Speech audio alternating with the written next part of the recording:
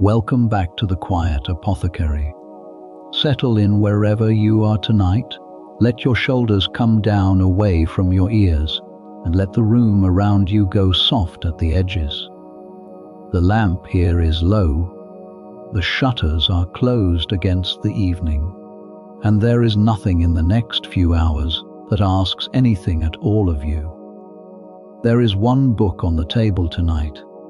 It is small, smaller than most people expect, bound in calfskin gone the color of weak tea, and it sits closed under the candle with its clasp still fastened. Its readers, for something close to 800 years, called it the Trotula. It is a book of women's medicine, written down in the 12th century in a city on the Italian coast, where the finest physicians in Europe were then to be found, and it is named after a woman who practiced there.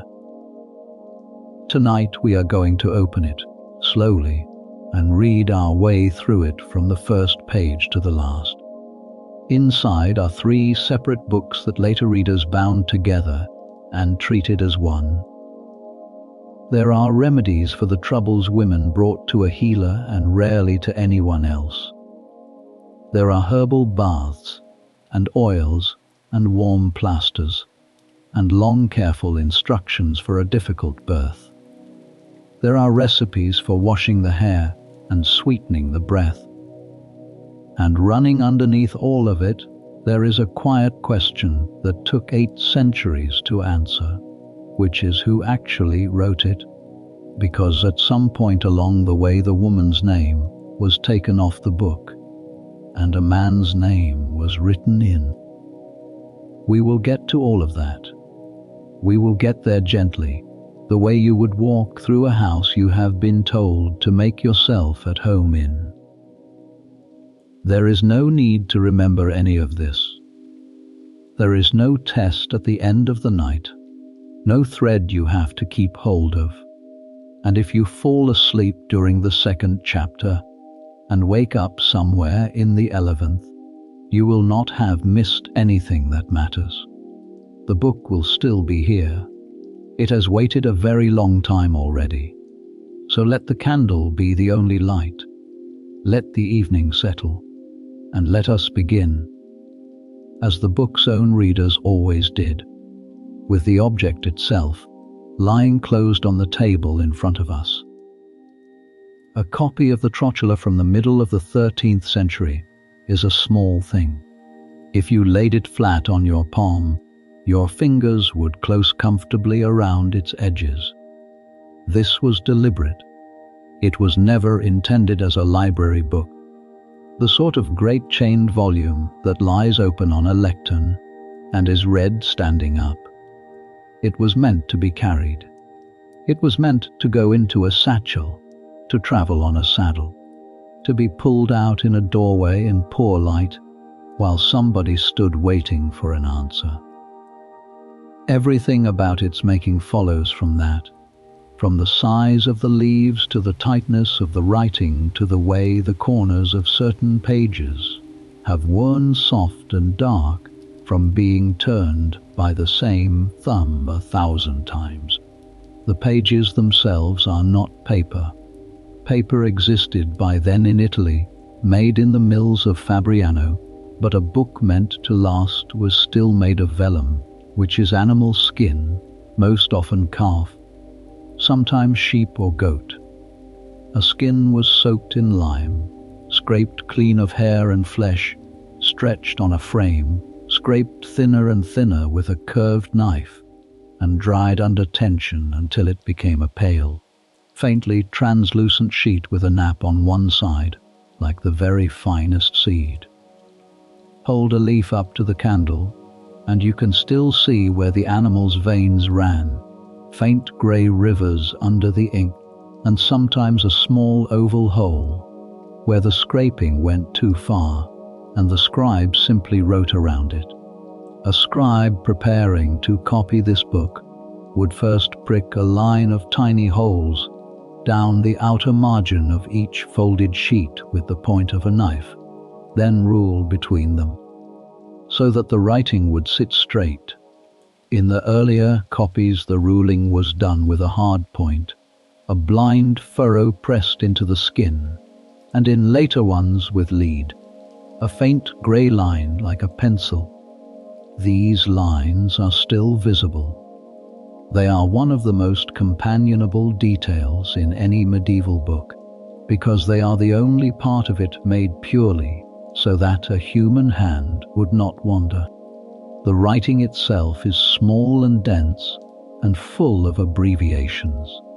Vellum was expensive, and the scribe's time was expensive, so words were squeezed a line above a letter to stand for a missing letter, a hooked mark for the ending of a word, a crossed stroke for a whole common syllable. To a modern eye it looks like a code, and in a mild sense it is one, though every trained reader of the period could run through it as easily as you are following this sentence. The Latin is not elegant. It is workshop Latin, plain and repetitive, the Latin of somebody who wanted to be understood rather than admired. Then there is the red, chapter headings, the openings of recipes, and the little marks that break one remedy from the next were often written in red ink, made from vermilion or from Brazil wood. This is the reason we still speak of a rubric, from the Latin word for red.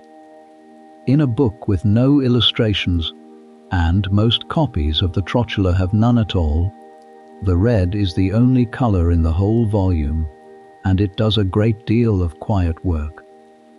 It lets a reader who is in a hurry or working by a single candle find the passage on stopping a bleeding without having to read every word between here and there.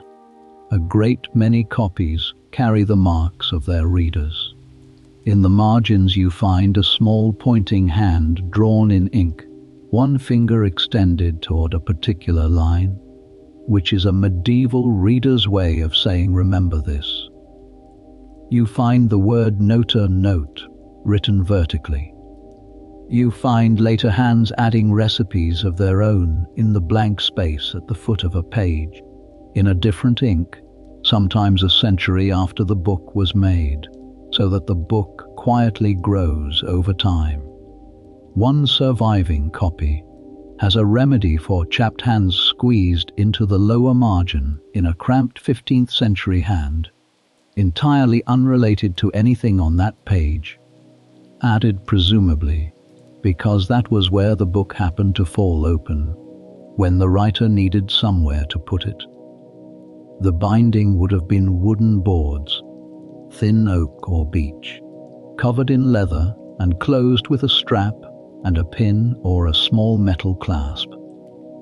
Vellum is a living material, and in damp weather it swells and cockles and wants to open like a flower. The clasp exists to hold the book shut and flat. This is why so many medieval books still sit on the shelf with their clasps fastened, and why the sound of one being opened is a very particular small snap, followed by a sigh of leaves. Very often the Trotula did not travel alone. It was bound into a compendium, a made-up volume in which a physician gathered everything he found useful: a herbal, a book of antidotes, a table of the bloodletting days, a calendar, a treatise on urines, and then these 3 texts on women's medicine. Books like this were personal in the way a toolbox is personal. What sits next to what tells you what the owner actually did all day. A copy bound with a surgical text belonged to somebody who cut. A copy bound with a monastic calendar and a psalter belonged to somebody quite different. It is worth pausing on what a book like this cost. Vellum for a modest volume meant the skins of a small flock. The scribe's labor meant weeks or months of somebody's careful attention. Nobody has a price list for exactly this book, but the surviving accounts for medical volumes of the period put them in the same range. as a good riding horse, which is to say entirely beyond the reach of the women whose troubles fill its pages. This was a book owned by physicians, by monastic infirmaries, by students, by the occasional wealthy household. The knowledge inside it came in large part from women. The object itself, almost always, did not stay in their hands. And then there is the name on the front, which is where the whole long puzzle begins. The book is called the Trotula. In the 12th and 13th centuries, that word was understood by most of its readers as the name of the author, a woman physician of Salerno. In fact, the word appears to have begun as a diminutive, an affectionate small form of the name Trota, the way one might say a small Trota or Trota's little book.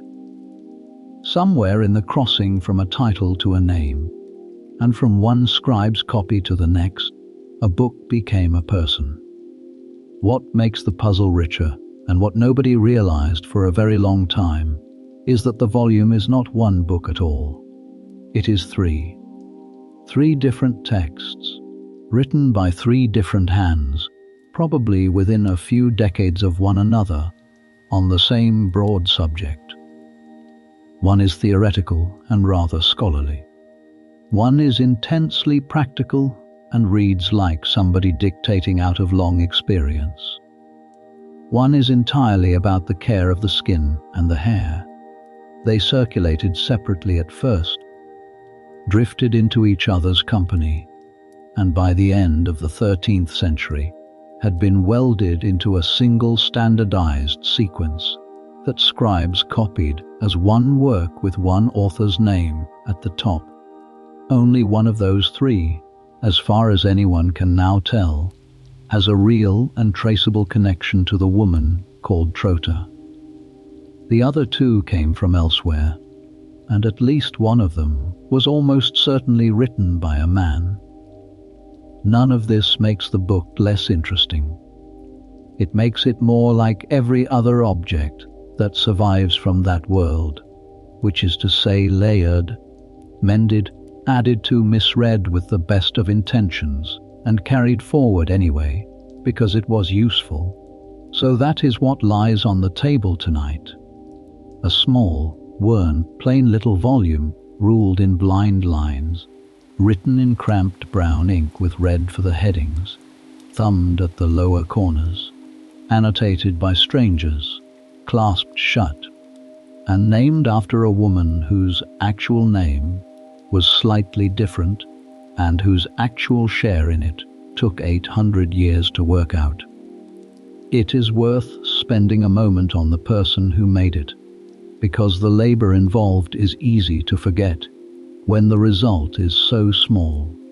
A scribe cut his own pens from goose or swan quills with a knife he kept beside him, and recut them constantly, since a quill goes soft within a page or two. His ink was made from oak galls, those hard brown swellings that grow on oak twigs where a wasp has laid an egg, crushed and steeped in water, and then mixed with iron salts and a little gum to hold it together. It goes onto the page a pale grey-brown and darkens over the following days as it oxidizes, which is why the writing in an old book so often looks as though it were written yesterday in one place and centuries ago in another. He worked in daylight, because writing this small by candle ruins the eyes, and he worked in stints, and the stints show. Look along the columns of a long manuscript, and you will find places where the hand tires, where the letters lean further, where a line is squeezed at the end of a page, because the copyist has misjudged how much text was left. At the end of some books, he wrote a short note about himself, a colophon, naming the day he finished, or asking the reader to pray for him, and occasionally complaining, in the way of workers everywhere, about how cold the room was and how his back hurt, And then the book has to survive, which is the part that comes down to luck. A volume like this one might sit in a physician's house for a lifetime, be sold or bequeathed, travel to another city, spend 300 years on a monastic shelf in a room nobody entered from 1 year to the next, be catalogued once by a librarian who described it wrongly, be carried off when the monasteries were broken up, pass through the hands of a collector who liked the binding, be sold at auction to a nobleman who never opened it, and finally be given to a national library where somebody at last read it properly. Most of the copies of our book that we still have took some version of that road. The ones that did not are dust, so the object on the table has already been improbably fortunate before we have opened it. It was written out by hand by a tired person in a cold room, then carried and stored and forgotten and remembered for 800 years, and it still opens, and the writing is still perfectly legible, and every word in it can still be read. Let us turn now to the place it came from, because a book like this could not have been made just anywhere. Salerno sits on the western coast of southern Italy, on a wide gulf that opens toward the sea, with the mountains standing up steeply behind the town, so that the whole city is pressed between rock and water. Come at it from the sea, as most people did, and you see terraces first, lemon and citron and orange, held up on stone walls stacked one above another, the trees netted against the wind, the fruit hanging pale in the dark leaves. Above the citrus, olives. Above the olives, chestnut woods and then bare stone. The air smells of salt and dust, and in the flowering weeks of spring, so thickly of citrus blossom that visitors from the north wrote about it, as though it were a kind of weather. By the 11th century, this was one of the busiest small stretches of coast in the Mediterranean. Just around the headland lay Amalfi, whose merchants kept warehouses in Constantinople, in Alexandria, in the ports of North Africa, and who brought back into these harbours the things that could not be grown in Europe: pepper, ginger, cinnamon, cloves, nutmeg, galangal zidoari, frankincense and myrrh, sugar, then still a medicine rather than a food, silk, a loom for the dyers. All of it came ashore within a morning's ride of the physicians who would eventually write these books, which is a large part of why the remedies in the Trotula reach so casually for ingredients that a healer in an English village would never once have held in her hand. The city itself had been Lombard, ruled by its own princes, and then in the later 11th century it passed to the Normans, those restless northern families who had arrived in southern Italy a generation or two earlier as mercenaries, and then quietly made themselves lords of everything they had been hired to defend. Robert Guiscard took Salerno and made it his capital, and his great cathedral still stands over the old town with columns in its courtyard that were carried up from the ruins of Paestum along the coast. Underneath the Normans, the older layers of the place went on as before. There were Greek speakers here, and the Greek liturgy in some of the churches. There was a Jewish community with its own scholars and physicians. Muslim Sicily lay one short sea crossing to the south, and had until recently been the most sophisticated place in the Western Mediterranean. What grew in that overlapping city was not a university. It is worth being clear about this, because the phrase School of Salerno suggests halls and gates, and a founding charter, and there were none. There was no single building. There was no formal enrollment for most of its history. What there was instead was a dense cluster of practicing physicians, a few dozen at any one time, who taught in their own houses, took pupils for a fee, wrote and copied texts, argued with one another, and slowly built a body of shared teaching that outsiders began to travel a very long way to acquire. Later writers called the place the Civitas Hippocratica, the Hippocratic city, and the name stuck, which tells you how completely medicine had become the thing Salerno was for. There is a charming old legend about its founding, repeated in several medieval texts, which says that the school was begun by 4 masters together, a Latin named Silanus, a Greek named Pontus, an Arab named Adela, and a Jew named Elinus, each teaching in his own tongue. No historian believes this happened.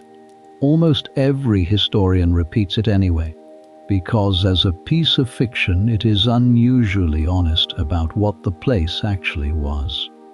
Salerno's medicine really did come from 4 directions at once, and the legend is simply the shortest way anyone has ever found to say so. Patients came. That is the part most easily forgotten when a school is described. Salerno was not only a place where medicine was discussed. It was a place where the sick physically arrived and expected to be made better.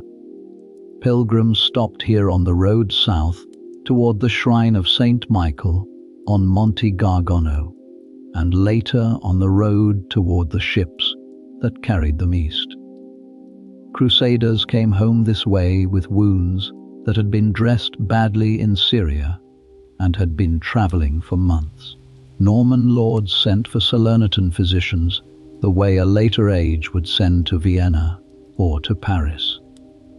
There is a well-known story that one of the sons of William the Conqueror, wounded by an arrow said to have been poisoned, was brought to Salerno to be healed, and in some tellings a woman of the city is the one who knows what to do. The old copies do not agree on the details, and some versions look very much like a story improved in the retelling. But the reason such a story attached itself to Salerno at all is that a healing woman of Salerno was exactly the sort of person a listener of the time would have found entirely plausible.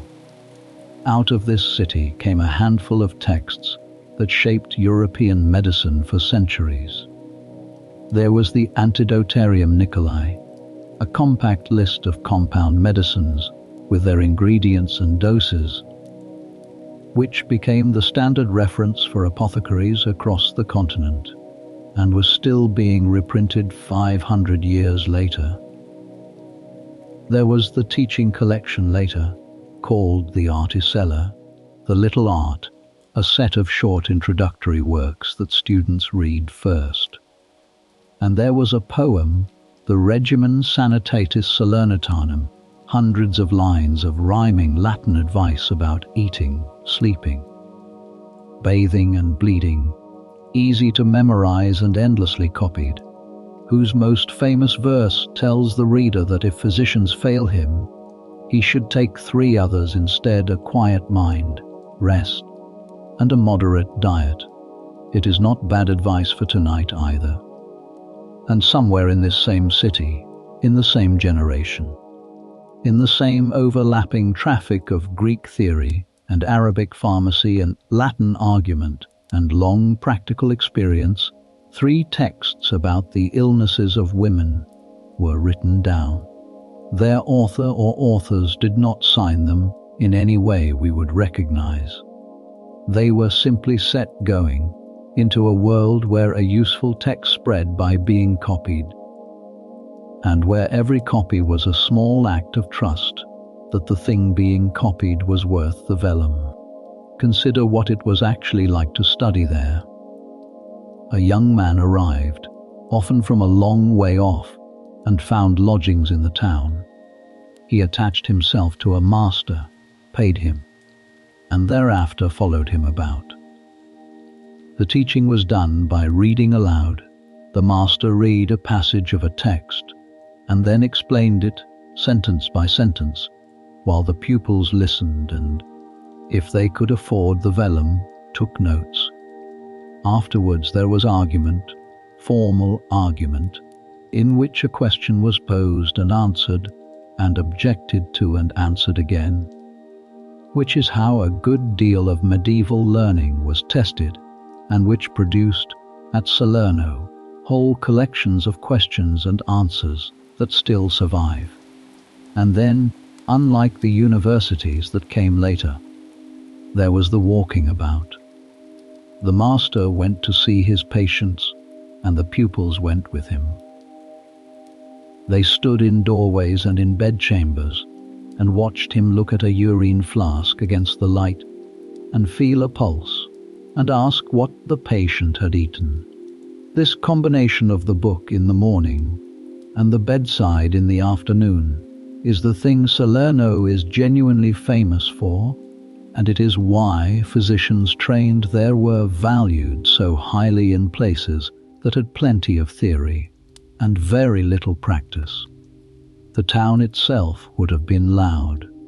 The medieval Mediterranean city was a small, dense place of narrow streets running up from the water, with workshops open to the road, animals in the streets, bells from a great many churches, and a market where you could buy fish landed that morning, and greens and lemons, and in the shops of the spice sellers, small quantities of things that had come halfway around the known world.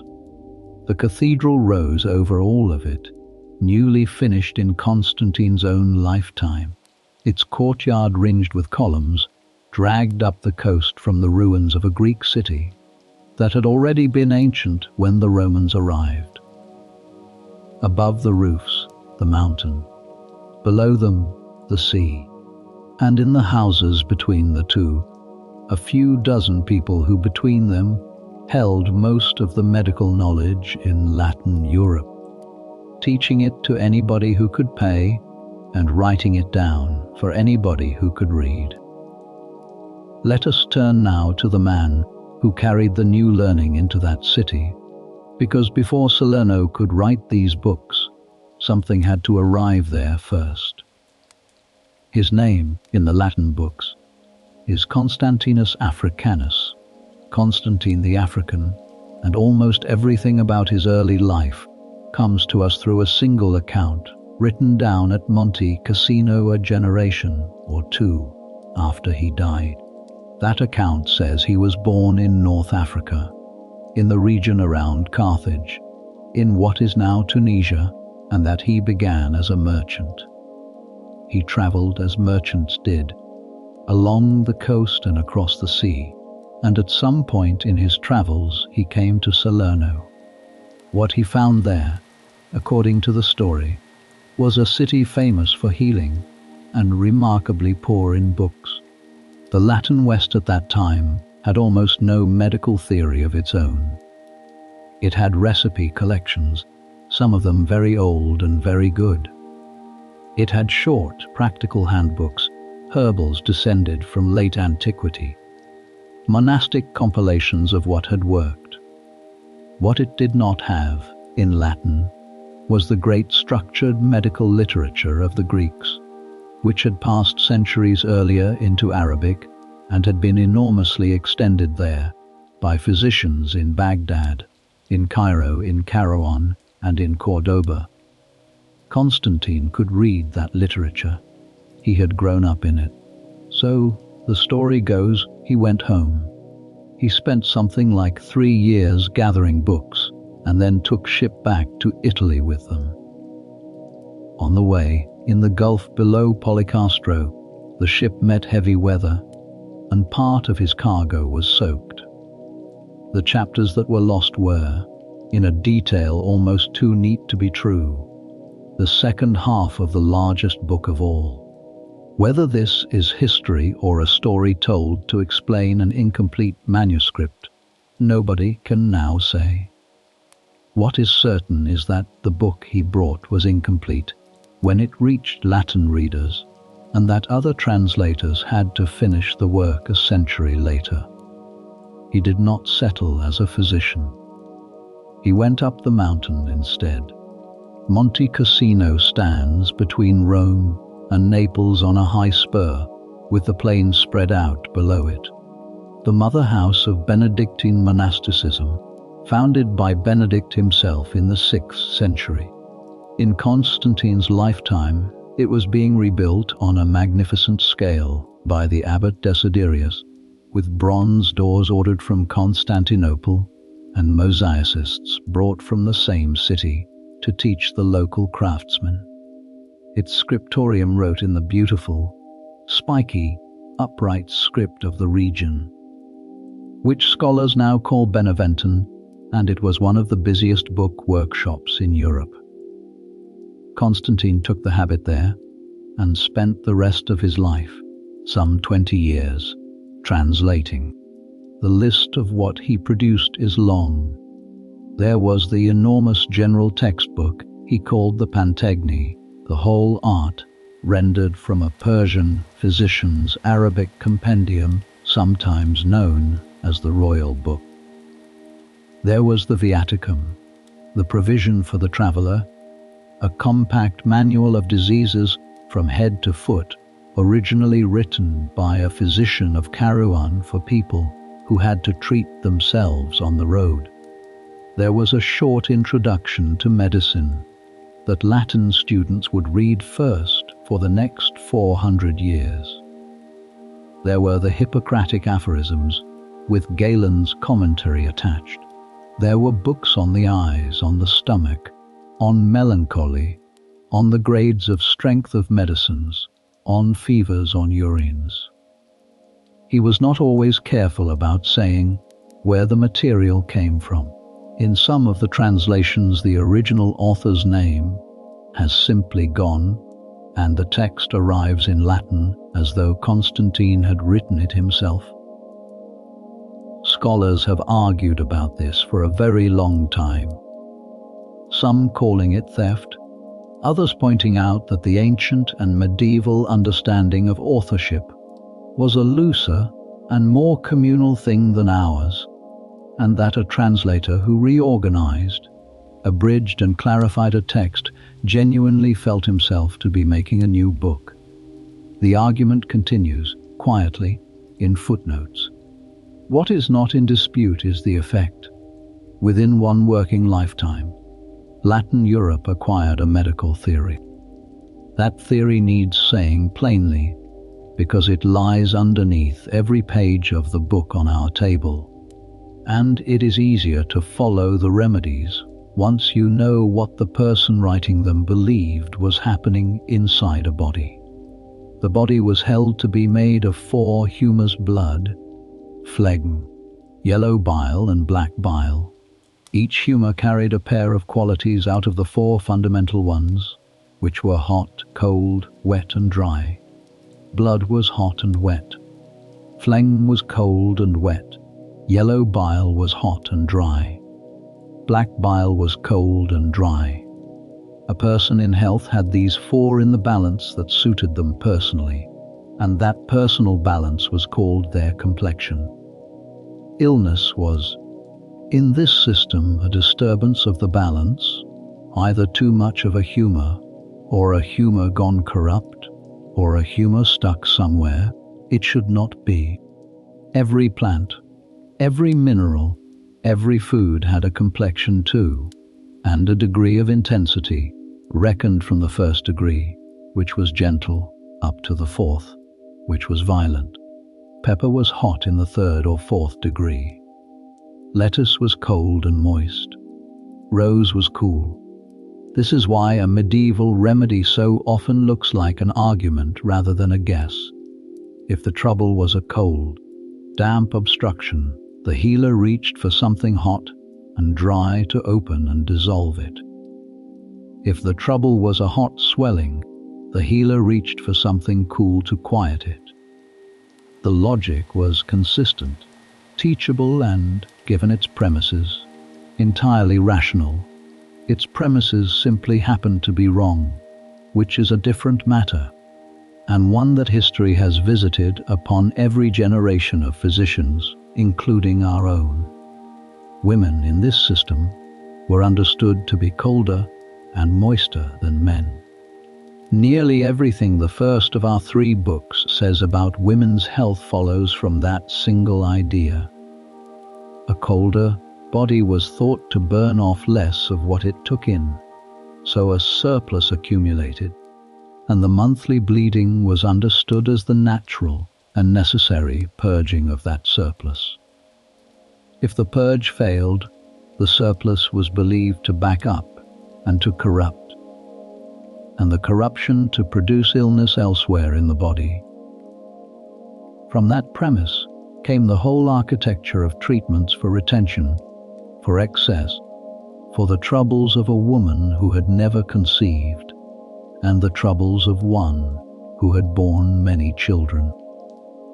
The Viaticum in particular, that small travelling manual out of Carouan, contained a section on the diseases of women, and if you set it beside the first of the Trotula texts, the relationship is unmistakable.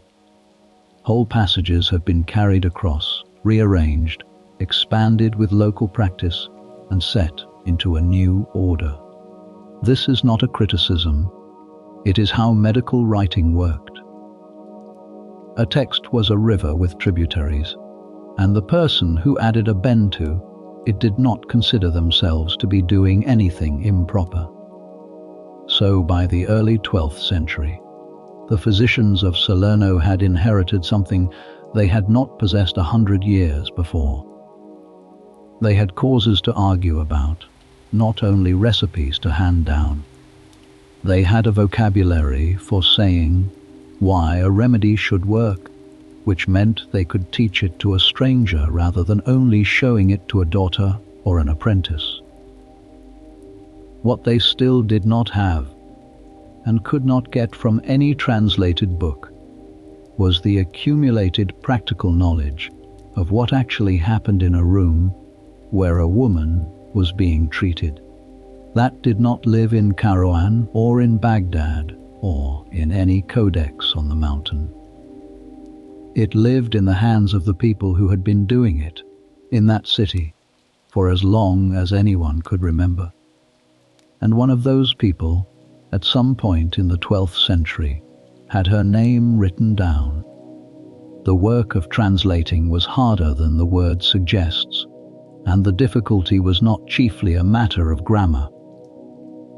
Arabic medicine had a vocabulary that Latin simply did not possess.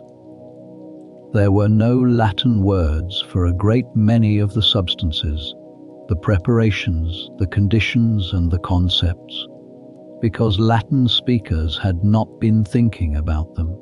So the translators did what translators always do. They borrowed. A surprising number of ordinary English words came into Europe along that road, most of them through exactly this generation of work and the ones that followed it: syrup, julep, elixir alkali, alcohol, soda, camphor, sugar, saffron, amber.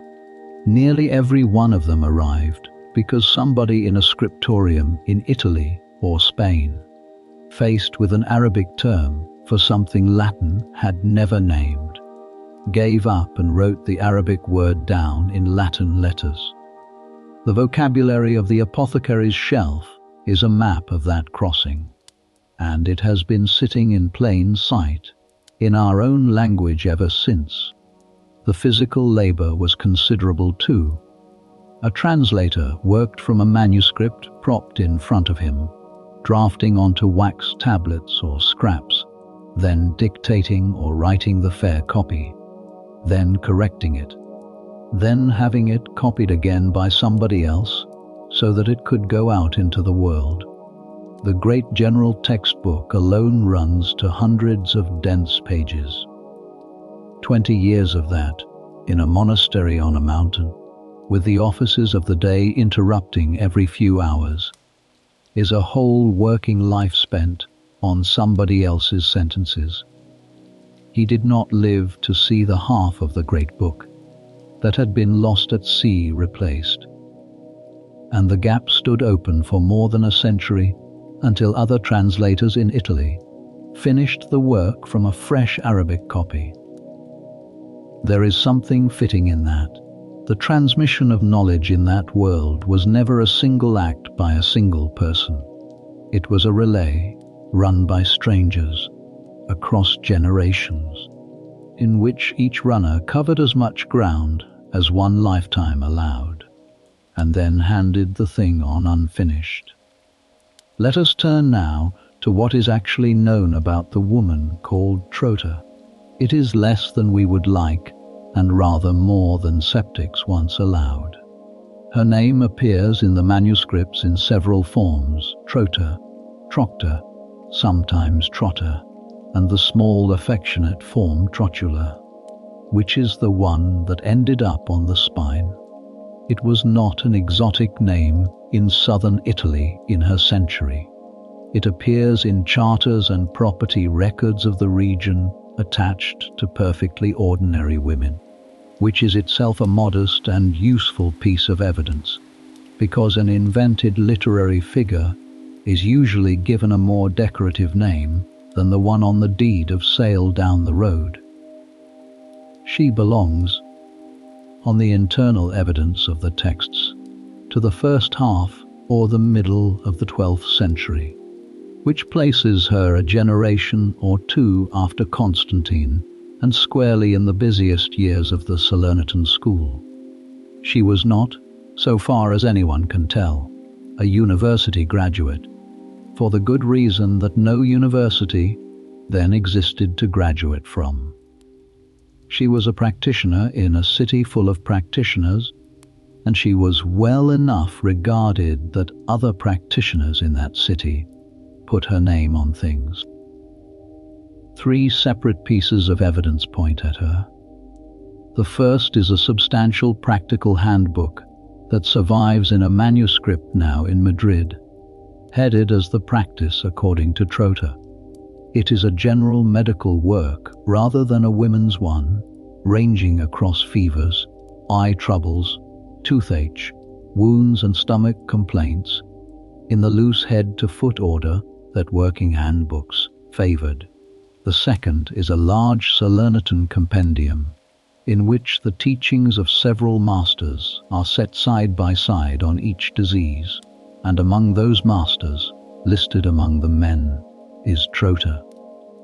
The third is the middle text of our own 3, the practical book on treatments for women, which is the one most closely tied to her, and which contains, in its older versions, a passage about her that we will come to shortly. Later centuries were not content with so little, and filled the gap in. She acquired a surname, a family, a husband from a well-known dynasty of Salernitan physicians, 2 sons who were said to have written medical books of their own, and in some tellings a chair as a professor at a university that did not exist. Some of this may be true.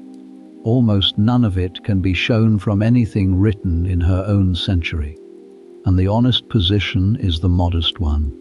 The old copies give us a name, a way of working, and a handful of remedies, and they do not give us a birth year, a death year, a face, a letter, a will, or a grave. What they do give us, and it is easy to undervalue, is the word master. In one telling passage she is called in as a master of the craft, the person sent for when others have run out of ideas. The Latin word is the feminine form, magistra, and in the vocabulary of that world it is not a courtesy. It means somebody who knows the art well enough to teach it. Here it is worth pausing on why a woman could hold that position in Salerno in the 12th century and would find it very much harder 200 years later. The usual assumption runs the other way, that the past was uniformly closed to women and slowly opened. The actual shape is more awkward. In Trota's lifetime, medicine in Italy was not yet a licensed profession with a guarded gate. There was no faculty, no degree, no examination, no register. There were people who could heal and people who could not, and reputation did the sorting. A gate cannot exclude you before it is built. The gates were built afterwards. Universities appeared in Bologna, in Paris, in Montpellier, and gradually the right to call oneself a physician came to depend on a degree, and the degree came to depend on admission to a faculty, and women were not admitted to faculties. The professionalization of medicine, which is generally told as a story of progress, was for women a slow closing. It is one of the quieter ironies in the history of this book that its author lived in the last generation that could have produced her. Even so, the South held out longer than most places. Registers from the Kingdom of Naples across the 13th, 14th and 15th centuries record women receiving royal licenses to practice. A couple of dozen of them, most licensed specifically to treat women and to perform certain kinds of surgery. Their names survive in the driest possible form in a clerk's list with the fee noted. They are not famous and they wrote nothing. But they tell us that in this corner of Europe, the idea of a woman who healed for a living, formally and publicly, and with permission, remained ordinary long after it had become unthinkable elsewhere. What was Trota's own practice actually like then? The text suggests somebody who worked with her hands and preferred to work gently. Baths appear constantly, herbal baths, sitting baths, steam. So do warm oils and softening plasters, and diet and rest, and long, slow courses of treatment measured in days rather than in dramatic single interventions. Where the surgical literature of her city reached for the knife, she is repeatedly shown reaching for water, heat and time. She also, on the evidence of the Madrid handbook, treated everybody. Women's medicine may be the thing her name is attached to, but the practice according to Trota moves without comment from a remedy for the eyes to one for a swollen spleen to one for a dog bite. This is what a real practice looks like. The specialisms are ours, not hers. She was simply the person you sent for. And there is exactly one occasion on which we get to watch her do the work. One case, told in a few sentences, buried in the middle of a book of remedies. It is not a dramatic story. It is, in fact, an extremely quiet one. But it is the only window we have, and it is worth standing at it for a while. It helps to know a little about what a woman's life could look like in that particular corner of Europe, because southern Italy was not typical. The region still lived partly under Lombard law, an old Germanic code that had gone on quietly operating under Byzantine, and then Norman rule, and under it a woman held a defined and protected share of property. Charters from these decades survive in some quantity, and they show women buying land, selling it, giving it to churches, appearing as parties to agreements, and being named in their own right rather than only as somebody's daughter or widow. A woman with property is a woman who can hold a household, keep a servant, buy a book if she wants one, and refuse an arrangement that does not suit her. Literacy is a separate question and a harder one. Reading and writing were two different skills in that world, often learned separately, and Latin was a third thing again, learned in a schoolroom or a cloister by people who were being trained for a clerical life. A woman of a comfortable Salernitan family might well read the vernacular, Whether she read Latin depends entirely on who taught her, and whether she wrote it herself, with her own hand, on her own vellum, is a question we cannot answer for Trota, and generally cannot answer for anybody. There is an obvious possibility that historians raised gently, which is dictation. A great deal of medieval writing was produced by somebody speaking while somebody else wrote, and a practitioner with a wide reputation and no leisure is exactly the sort of person who would dictate.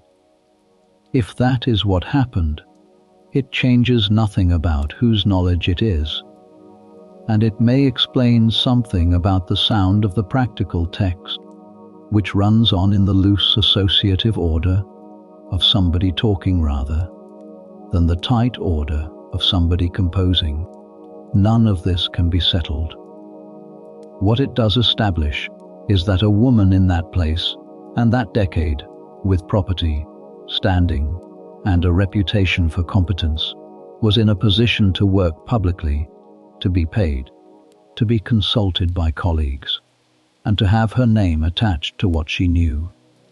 She was unusual. She was not impossible, and the society around her had not yet built the machinery that would make her so. Let us turn now to the young woman who was thought to be ruptured. The passage is short. In the older copies of the middle text it sits between two remedies, with no fanfare at all, and if you were reading quickly, you could pass over it entirely. It says that there was a certain young woman who had a swelling of the belly, and that she was about to be cut, because the physicians attending her had decided that there was a rupture in her, an intestine come through where it should not be. Trota was called in, the text says, as a master of the craft. She wondered at what she was told. She took the young woman into her own house, and there, over the following days, she found out what was actually the matter, and cured her without a knife. That is the whole of it. Perhaps 80 words in the Latin. It is, as far as anyone has been able to establish, the only place in the entire surviving literature of Salerno where we see this particular woman at work, and it happens to be one of the most quietly instructive case notes to come down to us from the entire 12th century. Begin with what she was walking into. A rupture, in the language of the period, meant a hernia, a piece of the gut pushed through a weakness in the wall of the belly, and the surgical answer to a serious one was to open the site, return the gut, and close the gap. Salerno had surgeons who did this and who wrote about doing it. They were not butchers. The surgical texts of the region are careful, methodical, and full of good sense about cleanliness, about the direction of a cut, about how much a patient can bear. But surgery in that century was a very serious matter indeed. There was no way to see inside a living body. There was no reliable means of stopping a determined bleed. There was nothing that could be done about infection, except to keep a wound clean, dress it with wine and honey and salves that were often genuinely antiseptic, and hope.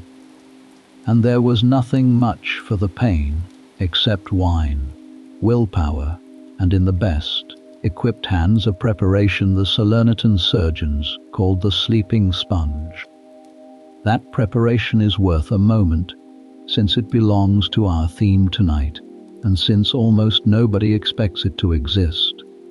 A sea sponge was steeped in a decoction of opium, of mandrake root, of henbane and hemlock, and then dried hard in the sun and kept. When it was needed, the sponge was moistened in hot water and held under the patient's nose to breathe. The old texts say the patient falls into a deep sleep, and that afterwards another sponge, soaked in vinegar, is held to the nostrils to wake them. Whether it worked as reliably as its authors claimed is impossible to know now, and the dose of such things is fearsomely difficult to control.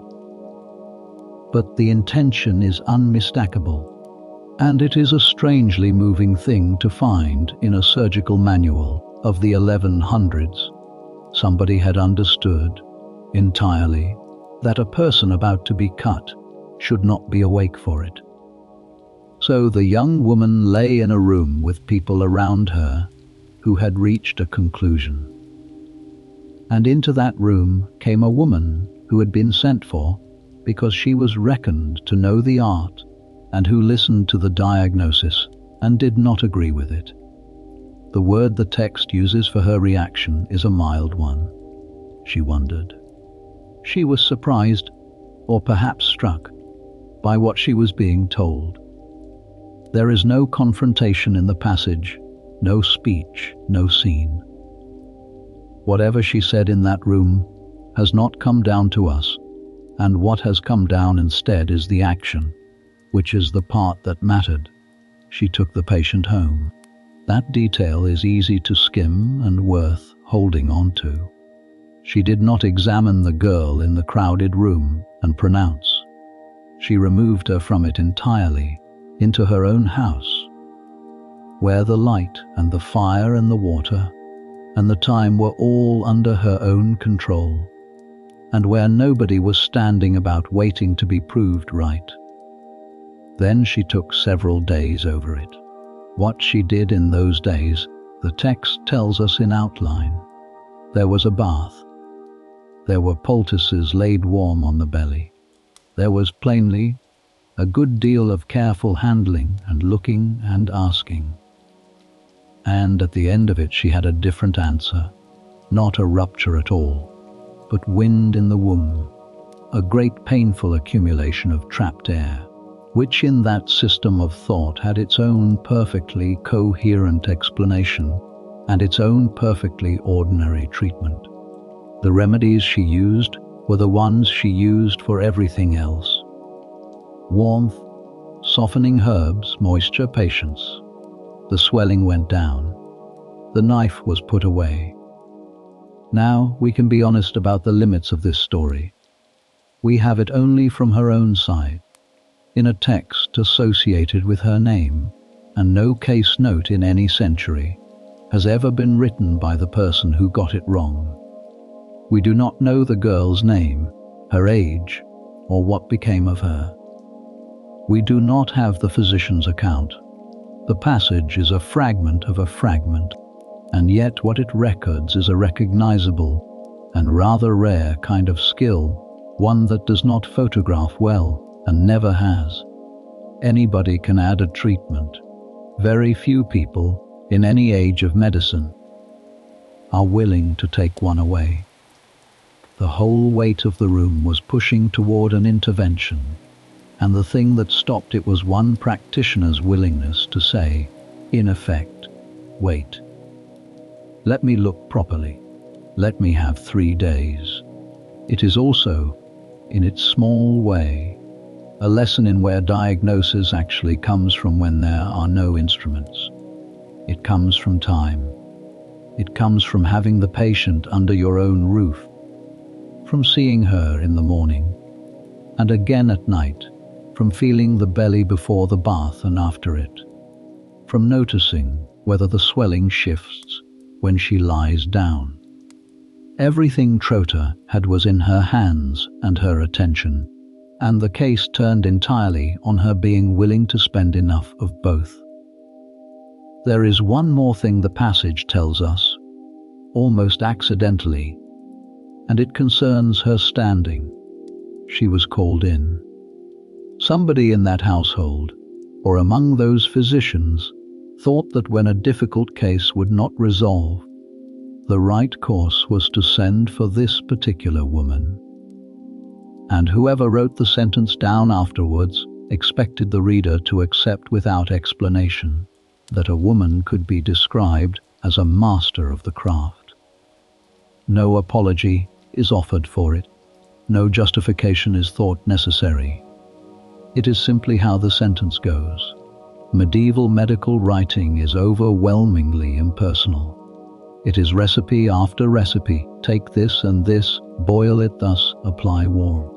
A named practitioner doing a named thing to a particular patient is unusual enough that historians have combed the passage for centuries. That it happens to concern a woman doing the one thing physicians of every century have found hardest, which is to overrule a confident consensus and then quietly prove the point, is either a coincidence or a small piece of good fortune. Either way, it is what we have, and it is more than we have for almost anyone else in that city.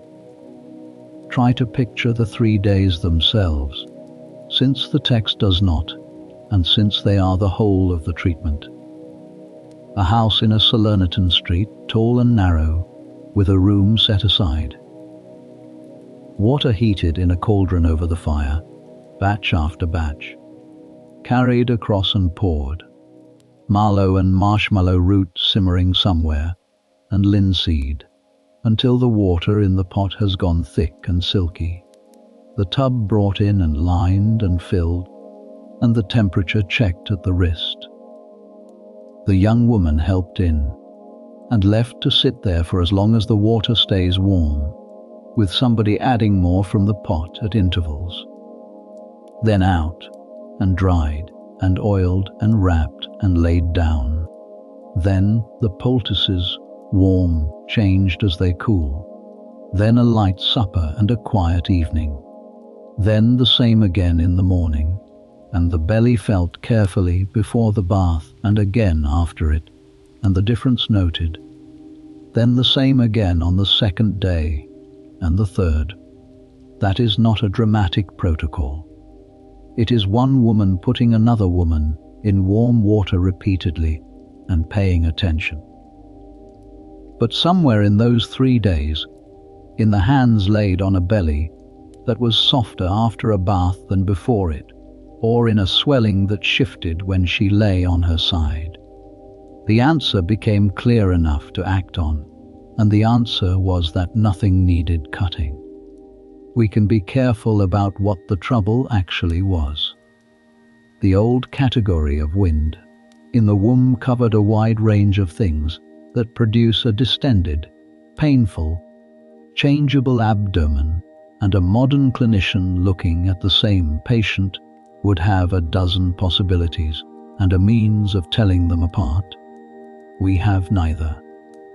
What can be said is that the swelling responded to warmth, moisture, rest and time, that it did not require the knife, and that the physicians who were sure it did were wrong, and the setting matters as much as the method.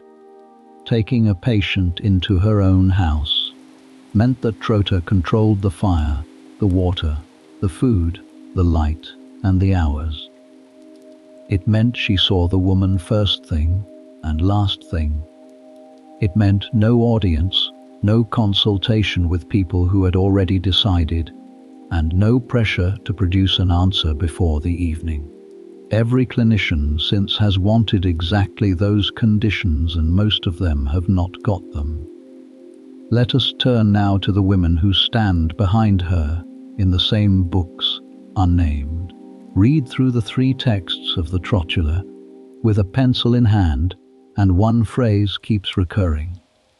The Salernitan women do this. The women of Salerno say that. The women of Salerno use such and such a plant for such and such a trouble. It appears throughout, in all 3 books, sometimes as a source, sometimes as a comparison, occasionally as something the author disagrees with. It is the sound of a whole community of practitioners being quoted collectively. They are never named, not one of them, in a literature that is entirely comfortable naming male authorities on every page, Hippocrates and Galen and Dioscorides, and the masters of the city itself. The women appear as a plural noun. This is not because they were unimportant to the writer. Quite the opposite. Their practice is recorded precisely because it was thought worth recording. And in the cosmetics book especially, it is the backbone of the whole thing. It is simply that a woman's individual name was not, in that world of writing, the kind of thing that got written. What are they credited with? A great deal that is domestic and a great deal that is skilled. The dressing of hair and the making of the preparations that dyed and lightened it. Washes for the face and treatments for blemishes, ways of steaming and bathing. Remedies for chapped skin in winter and for sunburn in the harvest months. Practices around childbirth, the handling of the mother, the ordering of the room. Small surgical habits, the binding of a wound, the drawing of a splinter, the treatment of a burn. There is a striking moment in the cosmetics text where the author states plainly that he learned certain preparations from women of Sicily and from Muslim women, and that he traveled to gather them. Read that sentence slowly. A Latin writer in 12th century Italy is telling his readers that the good material came from women of another faith on another island, and that he went and asked them. The remedy he is introducing is a hair treatment. The admission is worth far more than the remedy. We can sketch the sorts of women he would have been asking. There were midwives, of course, and the neighbors and kinswomen who filled a birthing room and who knew as much between them as any single professional. There were women who ran or worked in the bathhouses, which in a southern Italian city of that period were ordinary public institutions rather than luxuries, and who therefore had their hands on more human skin in a week than a physician saw in a year. There were the women who kept the stillrooms of larger households, distilling waters, making salves, laying down oils. There were women selling herbs in the market, who had to know their stock. There were nuns in infirmaries. There were mothers, and then the daughters of mothers, carrying a set of instructions that nobody had ever thought to write down, because everybody already had it. None of this was a profession in our sense. It had no name, no register, no course of study. It moved by imitation and by talk. A young woman learned by standing beside an older one and being handed things. And because it moved that way, it could go on for centuries without generating a single document, and then vanish almost without trace when the pattern of daily life around it changed. Which is exactly what makes these 3 little books unusual. They are one of the very few places where that oral practice was caught and fixed. Somebody sat down, listened to what the women of the city actually did, and wrote it in Latin on vellum, where it survived. The women themselves did not write it. They almost certainly could not read it once it was written, since the language of the book was not the language they spoke. Their knowledge went into a form they had no access to, which is one of the reasons it lasted. It is worth resisting the temptation to make this either a scandal or a triumph. It is a bit of both, and mostly it is simply how transmission worked. Every literate culture has done this, taken the knowledge of the unlettered and preserved it in a form the unlettered could not open. The Latin herbals are full of country remedies. The great Arabic pharmacopoeias are full of what travelers and market sellers reported. What is unusual here is the frankness. The author does not pretend that the material is his own. He says where it came from, and he says it repeatedly. So when we open the first of the 3 books in a moment, it is worth carrying this with us. There is a named woman somewhere near the center of it. There is a crowd of unnamed women all around her. And there are men with pens, some of whom listened well and wrote carefully, and to whom, awkwardly, we owe the fact that any of it is still legible. It is worth noticing what kinds of thing get credited to them, because the pattern is revealing. The women of Salerno are cited most often for two sorts of knowledge. The first is anything to do with the surface of the body, hair, skin, teeth, the treatment of blemishes and burns and chapping, which is precisely the territory a physician trained on Greek theory had least to say about, and where hands and long experience count for everything. The second is anything to do with the handling of a body in trouble, the positioning, the binding, the timing, the small manual adjustments, the knowing when to wait. Neither of these is the sort of knowledge that fits comfortably into a written system.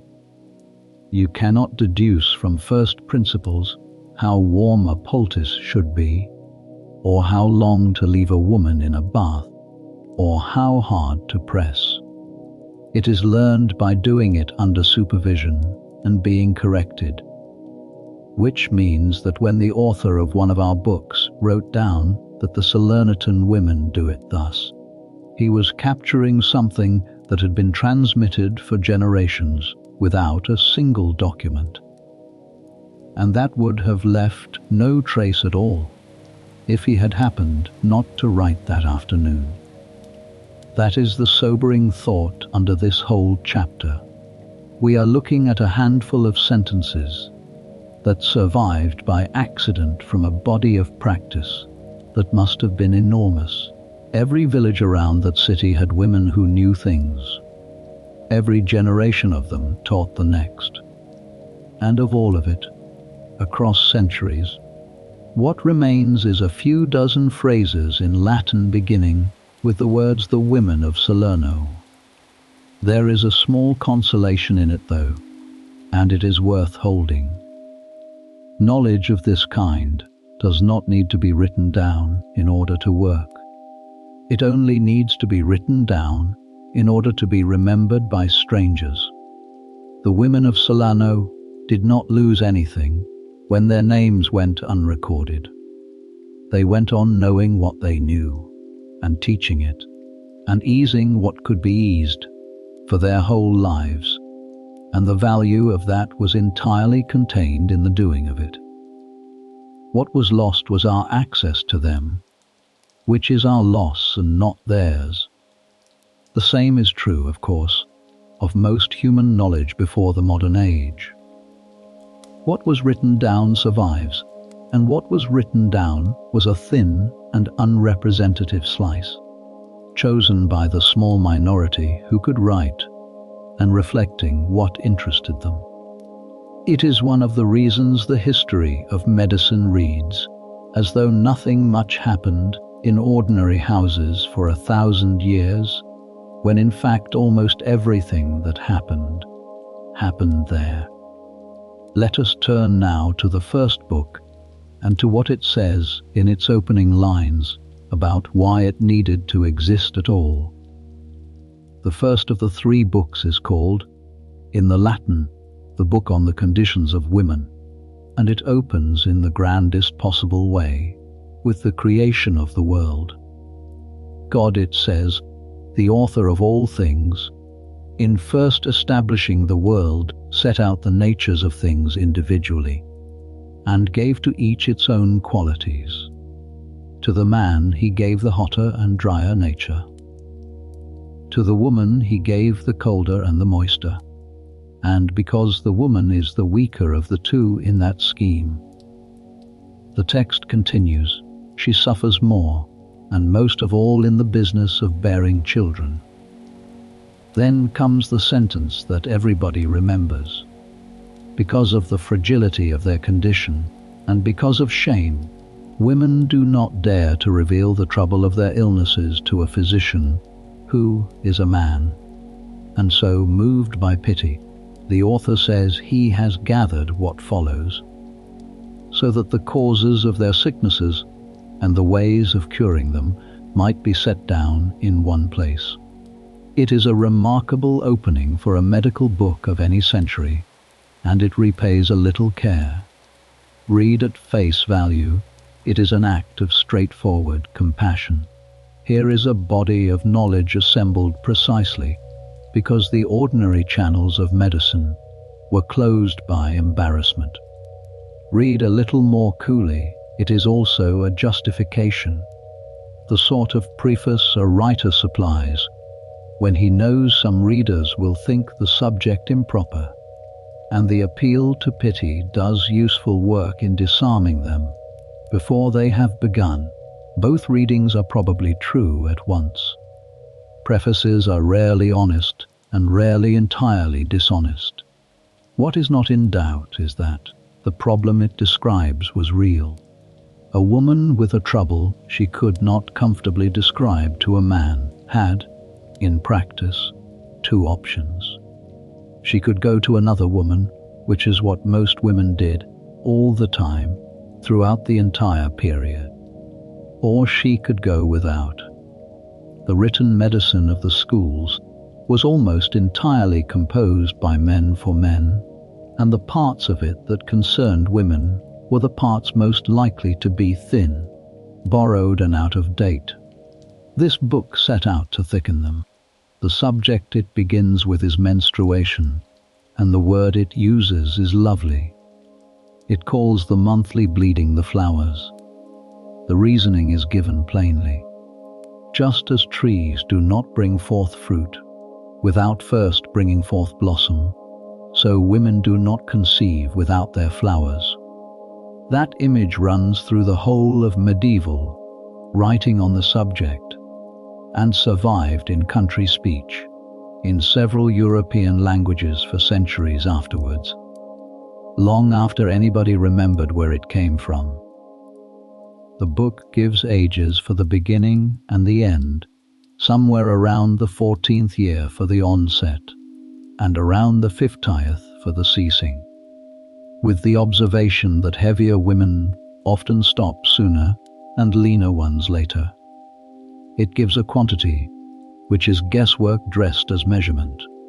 It ties the cycle to the moon, which was universal in the medicine of the time, and which is at least an honest attempt to fit an observed rhythm into the only other monthly rhythm anybody knew. Then it takes up the two great categories of trouble, which are too little and too much, and it does so in a way that shows the humoral machinery working exactly as it was designed to. Retention, the failure of the flowers to come, was thought serious because the surplus that should have left the body was believed to remain and to spoil. From that spoiling the book derives an entire chain of consequences: heaviness, pain, swelling, color changes, headaches, breathlessness, low spirits. The causes it lists are worth hearing, because they are not all what a modern reader expects. Too much cold, too much heat, an excess of flesh, excessive labor, too little food, and then, set down among the physical causes, without any special comment, grief, anger, anxiety and fear. 12th century medicine had no difficulty at all with the idea that sorrow could stop the body's rhythms. It simply explained it differently. The treatments follow the logic. Since the trouble is cold and stuck, the remedies are warm and opening. There are baths in water steeped with mugwort, pennyroyal, catmint, sage, calamint, laurel leaves. There are fumigations where the herbs are thrown on hot coals or into hot water beneath a covered seat so that the steam rises. There are drinks made by boiling the same aromatic plants in wine. There are plasters laid warm across the lower belly. There is bloodletting at particular sites and in modest quantity. And there are pessaries small bundles of medicated wool or linen, soaked in an oil or a decoction and introduced, which is one of the oldest forms of medicine in the world and appears in Egyptian papyri 2,000 years earlier. The opposite trouble, an excessive or unstoppable flow, is treated with the opposite class of remedy. Here everything is cooling and binding. Plantain, bramble leaf, oak bark, the astringent skins of pomegranate, alum, and a great many recipes built around wine, boiled with such things until it turns dark and puckering. There are instructions to keep the woman still, to raise her feet, to feed her lightly, to bind her limbs. There is a candid acknowledgement that some cases do not stop, and that the woman weakens. And there the tone of the book goes quiet in a way that is easy to recognize across 900 years. After the flowers, the book turns to conception, and here it does something that has caught the attention of every modern reader who has picked it up. It states, without hedging, that when a couple do not conceive, the fault may lie with either of them. This was not a new idea in learned medicine, and it can be traced back through the Arabic authorities to the Greeks. But it was very far from the ordinary assumption of the society the book was written in, where a childless marriage was in practice a woman's failure and was treated as such in law, in property, and in gossip. The test the book offers for finding out is delightful in its ordinariness. Take 2 pots, put bran in each. Have the woman pass water into one and the man into the other. Leave them standing for 9 days. Then look. Whichever pot has gone foul, whichever has bred worms, that is where the impediment lies.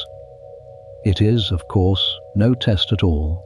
It also required both parties to agree to be tested in public, in a household where somebody would have to look after the pots for 9 days, which is a small social fact hiding inside a piece of useless science. There is a second test, older still, which appears here as it appears in the Hippocratic writings a millennium and a half earlier. The woman sits over a vessel of aromatic smoke, wrapped closely, and if the scent afterwards can be tasted in her mouth or smelled on her breath, then the passages of the body are open and unobstructed. The reasoning assumes a continuous channel through the body which does not exist. The practice, however, put a woman in a warm, sweet-smelling steam for a quarter of an hour, which will have done her no harm whatsoever. From conception, the book proceeds in the natural order, through the signs of pregnancy, the care of a pregnant woman, her diet, the things she should avoid, the losses that can occur, and the reasons the book gives for them, and so onward to birth itself, which we will come to in its own time tonight. The whole text is arranged like an argument, rather than like a shopping list. It states the cause, then the signs, then the cure, in that order, chapter after chapter. That structure is the mark of the new Arabic and Greek learning coming up the road from Monte Cassino, and it is the clearest reason to think this first book was written by somebody with a school education, rather than by a practitioner writing down what she did. It quotes authorities. It uses technical vocabulary. It reasons from first principles. And it is, of the 3 texts on our table, the one furthest from the sound of a human voice describing a real afternoon's work. That is not a criticism. A book of this kind was what made the other kind respectable. Before we leave it, there are the chapters on pregnancy itself, which are gentler than anything around them, and which show the book at its most sensible. There are the signs by which an early pregnancy was recognized, and they are a mixture of the observant and the entirely imaginary. Some of them are what any experienced woman would notice and would still notice. Others belong to a long tradition of tests involving water or honey or the color of the eyes, which have no basis whatsoever and which persisted in popular books for another 500 years. There are the beliefs about telling a boy from a girl, which occupy a paragraph and are worth exactly nothing, being built on the old idea that the right side of the body was hotter and stronger and therefore male. Every culture that has ever had to wait 9 months for an answer has invented something like this, and none of the methods has ever worked. And then there is the advice, which is good. The pregnant woman should eat moderately and often rather than heavily and seldom. She should avoid food that is very salty, very sharp, or very rich. She should not carry heavy loads or reach high above her head. She should walk, but gently, and should not travel far on rough roads, which in a world of carts without springs was excellent counsel. She should be kept from fright and from grief and from quarrels, and the household is told, in so many words, to see that she is not distressed. She should sleep enough. Her belly and her flanks should be anointed with oils to keep the skin supple as it stretches, and the book recommends violet oil for this, which is at worst pleasant. There is also a candid section on the losses of pregnancy, listing what were believed to be the causes: a blow, a fall, excessive labor, extreme fear or sorrow, food that is too cold or too violent, a fever, or simply a weakness in the woman or in the seed. And there is an instruction that a woman who has miscarried should be treated carefully and rested, and should not be reproached, which is the sort of line that tells you the person writing had seen how such women were sometimes spoken to. It is unglamorous advice, most of it, and it has aged better than nearly anything else in the book, because it is one of the few sections whose recommendations were not derived from the theory at all. Somebody simply watched what happened to pregnant women who were worked too hard and frightened too often, and wrote it down. Let us turn now to the strangest chapter in it, and the one that shows most clearly how far the medicine of that century was from ours. There is a condition the book calls the suffocation of the womb, and it takes up more space than almost anything else. The name is old. It reaches back past the Arabic writers to the Greeks, and behind them to an idea that the womb was a restless organ which could wander upward in the body and press upon the heart and the breath. By the 12th century, the learned version of this had been softened considerably. The physicians of Salerno did not, on the whole, think the womb roamed about like an animal in a burrow. What they thought was subtler and, within their system, more coherent. Matter retained in the womb they held could corrupt there, and from that corruption vapors would rise through the body toward the heart and the brain, and it was the vapors, not the organ, that caused the choking. The womb might be drawn a little out of place by the disturbance, but it was not going anywhere by itself. The picture the book paints of an attack is precise enough that it must have been drawn from watching one. The woman falls. Her breathing becomes almost imperceptible. Her limbs go cold. Her face pales. The pulse, when it can be found at all, is faint and slow. She does not answer when spoken to, and she may lie in this state for a long time, Hours in the more severe accounts, without any sign that an anxious household could recognize as life. Which leads to the single most humane instruction in the entire book. Before anyone concludes that she has died, the text says, "Take a small tuft of wool or a feather and hold it at the nostrils to see whether it stirs. Lay a hand on the breast to feel for movement. Wait. Do not bury her. Women have been carried to burial. The older versions warn, who were not dead at all." It is worth sitting with that for a moment, because it is the kind of sentence that tells you more about a period than 100 pages of theory. Somebody, somewhere in the tradition behind this text, had seen it happen, or had heard of it happening from someone they believed, and thought it important enough to write down for strangers. The treatments are as strange as the theory, and taken physically, are mostly gentle. The governing idea is that the womb can be drawn back to its place, and that it moves toward sweet scents and away from foul ones.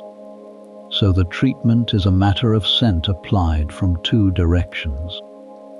Something pungent and unpleasant is held at the nose: burnt hair, burnt feathers, rue, castoreum, or that famously rank gum resin the apothecaries called devil's dung. Something sweet is applied below: musk, spikenard, aromatic oils, warm wine steeped with fragrant herbs. Around this, the room does the rest. The woman's companions are told to rub her hands and feet vigorously, to bind her limbs, to keep her warm, to hold her, to speak to her. Cupping glasses are set below. Warm cloths are laid on the belly. There is often a bath afterwards, and rest, and a light diet, and instructions about avoiding the emotional strains that the book plainly regards as contributing to the whole condition. Strip away the vapors and the wandering organ, and consider what was actually done to a frightened, exhausted, unconscious woman in that room. She was kept warm. She was touched constantly by people who knew her. She was surrounded by strong scents, which is not a bad way to rouse someone. She was watched rather than abandoned, and she was explicitly protected against the worst thing that could have been done to her in error. Whatever these episodes were, and there is no honest way to reach back and name them from here, the response to them was neither cruel nor idle. The same chapters cover the opposite displacement, where the womb descends rather than rises, and there the scent logic is simply reversed. The sweet held above and the pungent below, along with astringent washes, supporting bandages, and long instructions to lie with the feet raised, and to lift nothing heavy for a great many weeks. That last piece of advice is the only one in the chapter that a physician today would sign without hesitation, and it is 900 years old. And there is a briefer chapter on wind in the womb, an accumulation of trapped air causing a distended and painful belly, treated with warm plasters, with baths, with carminative seeds boiled in wine. It is a small chapter and easy to pass over. It is also, almost certainly, the entry that saved a young woman in Salerno from being cut open by mistake. The fear of being buried alive that sits behind that instruction was real and long-lived, and it was not confined to this book or this century. Medieval and early modern Europe worried about it steadily, and the customs that grew up around a death show it. A body was watched, often for days. It was laid out in the house with candles, and with somebody sitting beside it through every hour of the night. Bells were rung. There were traditions of calling the dead person's name aloud, of holding a mirror or a polished blade to the mouth, of laying a light feather on the lips. Historians of the period generally agree that this vigil, the wake, had several purposes at once. It was grief, and it was hospitality, and it was a religious duty. It was also, undeniably, a period of observation, and everybody understood that as well. A body that has been watched by relays of people for 2 nights running has been given a very thorough opportunity to prove itself alive. Our book simply says the medical version of the same thing. Do not conclude too quickly. Test with the feather. Put a hand on the chest. Wait, there is a second humane instruction alongside it, which is easy to miss. The woman subject to these attacks is not to be left alone. Her companions are to stay with her, to rub her, to hold her, to speak to her, and to be there when she comes back to herself, which the text says may take a considerable while. Whatever the vapors were doing, somebody had noticed that a person who has just come out of a frightening episode of this kind should not open her eyes in an empty room. The condition went under several names across the medieval literature, and the variety tells you how broad a net it cast. Some texts call it the suffocation, some the strangling of the womb, some the rising, and the vernacular translations found their own words for it in 6 languages. Under that one heading, a practitioner would have been placing a whole range of things that a modern clinic would separate: faints and collapses, seizures, exhaustion, the aftermath of a hemorrhage, panic, grief that has gone into the body, and no doubt a few conditions that have no name in any century. The category was wide because the evidence available for narrowing it was so thin, and when she has recovered, the advice turns to her life rather than her body. Rest, baths, good food, company, and, in several versions, an instruction that she should be kept as far as possible from the griefs and anxieties that the text plainly holds responsible for a good deal of it. That is not a diagnosis anybody today would write in those terms. It is, however, unmistakably a physician noticing that a patient's circumstances and a patient's collapses were connected, and saying so in a book. Let us turn now to the second of the 3 books, where the sound of the writing changes entirely. There is no cosmology in the second book. There is no God establishing the natures of things, no argument about heat and cold, no appeal to hypocrites. The second book opens with a remedy and carries on with remedies until it stops. And the difference in sound between it and the first is like the difference between a lecture and a kitchen. The sentences run in the same shape over and over. For a woman troubled in such a way, take this and this, boil them in water until reduced, strain it, let her sit in it. For swelling of that sort, take mallow and fenugreek and linseed, cook them well, and lay them on warm. Take the juice of this and mix it with oil of roses and anoint. Nothing is explained. It does not need to be, because the person the book is talking to already knows why. The other thing you notice quickly is that it wanders.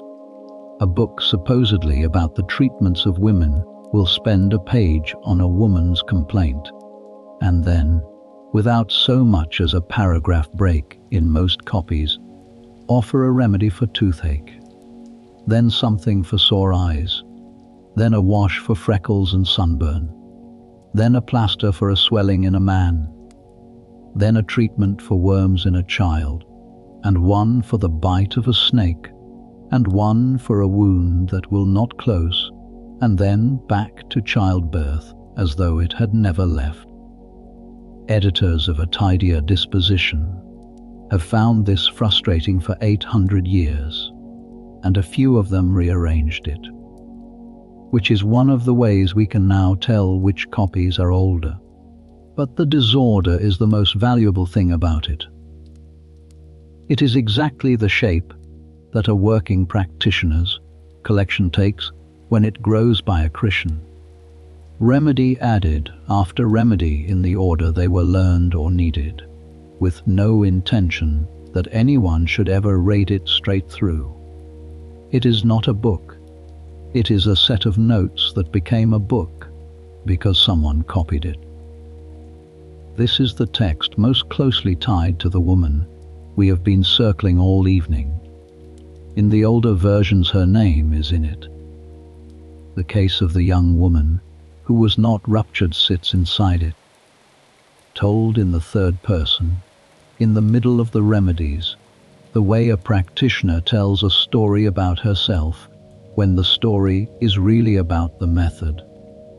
Whether every line in it came from her is another question, and the honest answer is certainly not, since collections of this kind gather material from everywhere. But its center of gravity is hers, and the manner of it matches the manner of the one case we have. That manner is consistent enough to describe. It is a medicine of warmth, of softening, of moisture, and of time. Reach for a bath before you reach for anything sharper. Lay something warm on and leave it there. Anoint with oil. Give a light diet and a quiet room. Come back tomorrow, where the surgical books of the same city are decisive and swift. This one is patient almost to the point of stubbornness, and it very rarely proposes to cut. Where it does propose something decisive, it is unflinching, and there is one passage that has been quoted more than any other in the entire compendium. It concerns a woman who has been badly torn in a difficult birth, in the place where a tear is worst, so that the two passages have become one wound. The book says what to do. Sew it with silk thread in 3 or 4 stitches, then powder the join with a healing powder and dress it. Keep her lying still. Bind her. Let her have a diet that keeps the bowels quiet, and let her lie so for many days, and by degrees it will knit. That is real surgery, described plainly and without drama, in a domestic setting, for an injury that in most of medieval Europe was simply left to heal as it would, with consequences that shaped the rest of a woman's life. Whoever wrote that line had done it, or had stood beside somebody who did. And whoever wrote it thought it belonged in a book of household remedies, next to the plaster for a swelling, because that is where the person who needed it would be looking. Around it lie the ordinary aftercare instructions of the same room, and they are unremarkable in the best sense. Bind the belly with a long cloth. Anoint with oil of violets or of roses. Warm baths after the first days, not before. Light food broths. A little wine well watered. Keep the room warm and free of draughts. Let her sleep. Do not let her get up to work too soon, whatever she says, and whatever the household needs. There is a good deal on the breasts, which is where the practical texture of this book shows most clearly. There are plasters for hardening and engorgement, made with clay and vinegar, or with mallow, or with a cooked poultice of linseed. There are salves for cracked and bleeding skin, built on wax and rose oil, and sometimes on egg white. There is advice on what a nursing mother should eat and what she should keep away from. There is a recipe intended to increase the flow, and another intended to dry it up when a child has been weaned or lost, and those two sit a few lines apart, as they would have to in a real practice. There is also material in this book that historians handle carefully and that we can pass through gently. Some of the recipes concern the restoring of what a bride was expected to bring to a marriage. Astringent washes of alum and oak apple and the like, and the text is entirely matter-of-fact about them.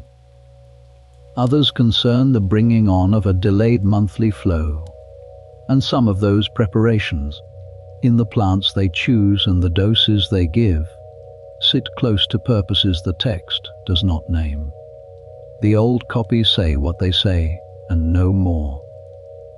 What they show plainly is a practitioner working inside a set of social pressures that could ruin a woman's life, and choosing, on the evidence, to help rather than to lecture.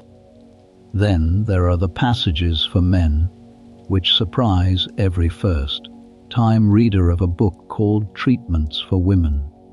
There are remedies for swellings, for a discharge, for an ulcer, for the aftermath of a hard ride. Their presence tells us something simple and important, which is that the practice this book came out of was not confined to women's medicine at all. The specialism is a label applied later by scribes and by us. She treated whoever came. The voice, too, is different from the first books. Every so often it steps forward. This is proven, it says. This I have seen. This works marvelously well. There is a small, unmistakable pleasure in those interjections. The pleasure of somebody who has watched a thing succeed with their own eyes and wants the next reader to know that this one, at least, is not merely copied out of somebody else's book.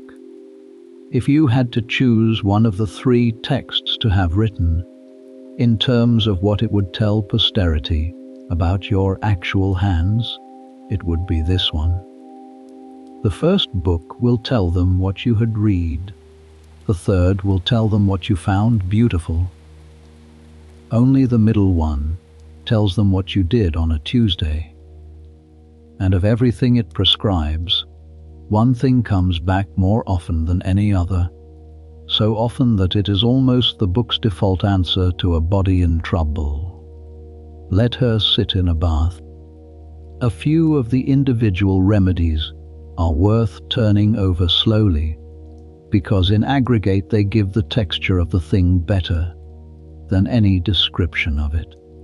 There is a green ointment for a wound that will not close, made with wax and oil and the juices of pounded herbs, cooked together and stirred until it sets, which is a formula that recurs in European wound care in almost identical form for the next 600 years.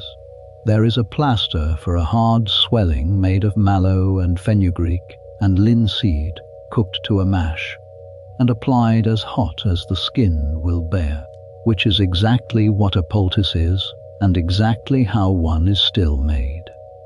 There is a wash for a sore mouth of wine, boiled with astringent leaves. There is an oil for aching joints in which herbs are steeped in warm olive oil for days in the sun. There is a remedy for a woman worn out after a long illness which consists chiefly of good food, warm baths, and being left alone to sleep, and which the text presents with as much seriousness as anything else in the collection. There is a treatment for chapped hands in winter, built on rendered fat and honey. There is a drink for a cough of honey and hyssop that any herbalist would recognize instantly. And there is a recurring formula that gives the book its warmth. There was a certain woman, it will say, who had such a trouble, and this was done, and she was cured. No name, no date, no place. Just the memory of a particular case dropped in beside the recipe as a kind of guarantee. There are several of these, and each one is the ghost of a real afternoon. What holds them together is not a theory. It is a set of habits. Warm things rather than cold. Wet things rather than dry. soft things laid on rather than sharp things applied. Small doses. Repeat rather than escalate. Feed the patient. Let her sleep. Come back tomorrow and look again. That is a philosophy of care, even if it is not a philosophy of medicine, and it is one that a great many people who are unwell would still recognize as the thing they most want and least often get. Let us turn now to the baths, since they are the true center of this medicine and the part of it that a modern reader is likeliest to underestimate. Southern Italy had never entirely lost the Roman habit of bathing. In much of northern Europe, the great bathing culture of antiquity had gone with the aqueducts that fed it. But here the water and the buildings and the memory all persisted, and the ground itself helped. Along the coast north of Naples lies a stretch of volcanic country, where hot mineral springs come up out of the earth of their own accord, steaming, smelling of sulfur, some of them scalding. The Romans built a resort there. The Middle Ages went on using it. Around the year 1200, a poet at the Norman court wrote a whole work in verse about these baths, describing them one after another, naming each spring and setting out what it was good for. One relieved the eyes, one eased the stomach, one was for stones, one for the joints, one for old wounds.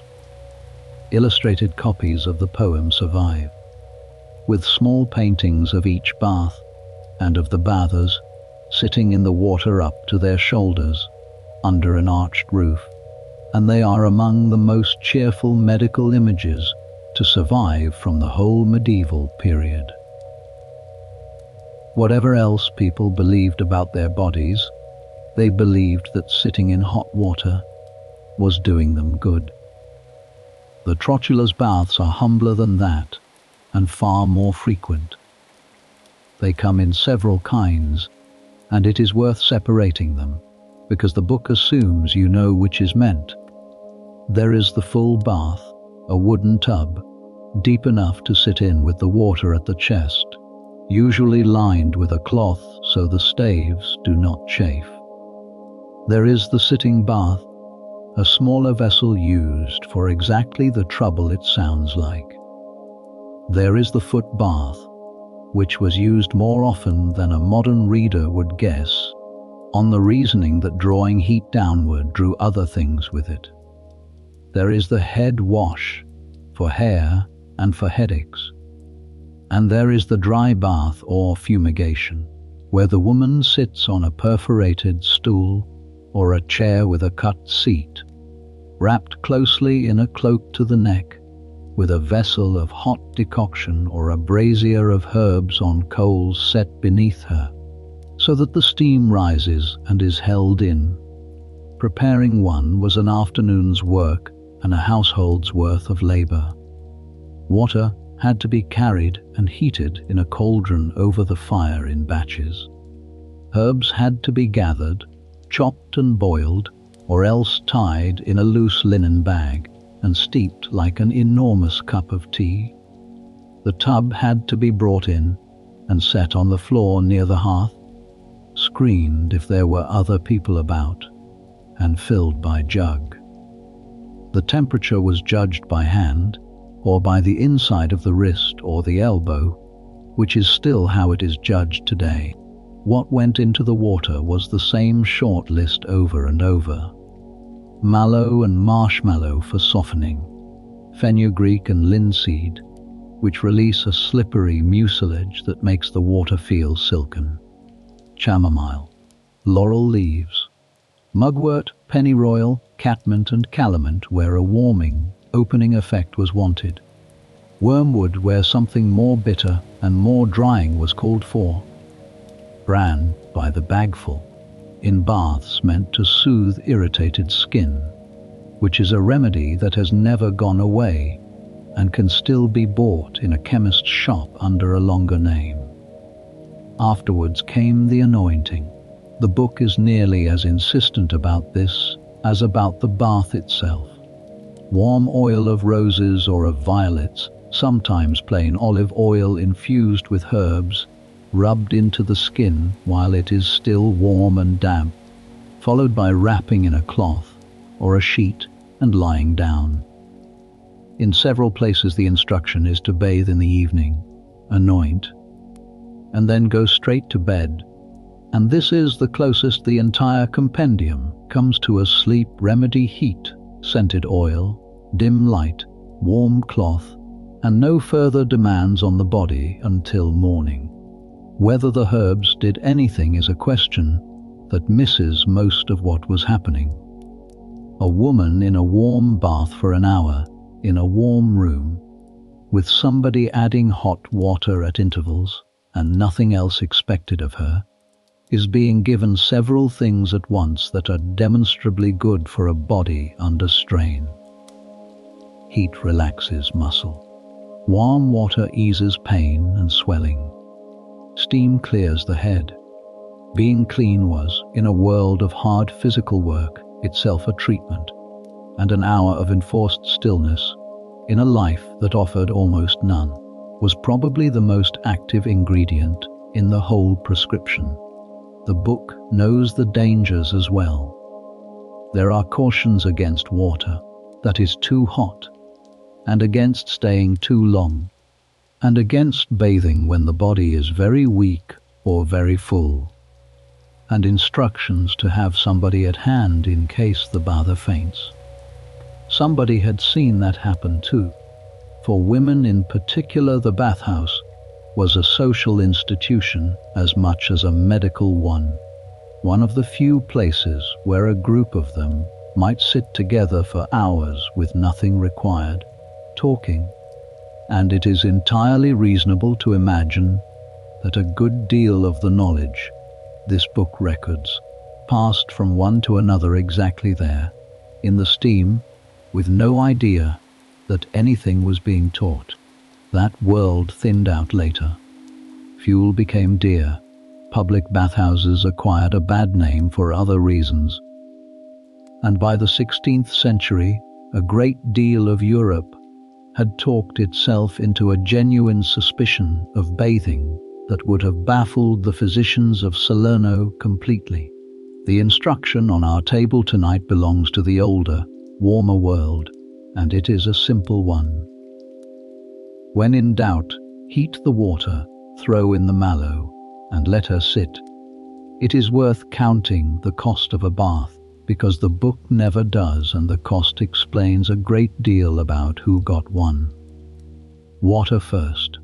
A full tub takes a great many buckets, and unless the house had its own well, every one of them came up a street from a public fountain or a cistern on somebody's shoulder or hip.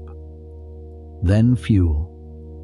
Heating that much water to a comfortable warmth, and keeping a pot on the boil beside it for topping up over an hour or two, burns a real quantity of wood or charcoal, and firewood in a Mediterranean city was bought, not gathered.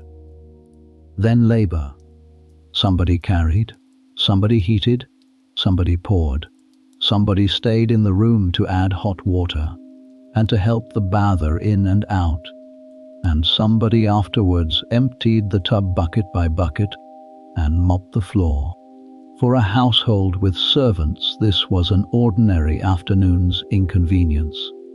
For a fisherman's family, it was a considerable event, undertaken when somebody was genuinely ill and not otherwise. Which is why the public bathhouse mattered so much. It spread all of that cost across everybody who walked in, and made a warm soak something an ordinary person could have for a small coin. The rhythm of it followed the seasons. In summer, when water was scarcer and fuel less pressing, bathing was frequent and easy.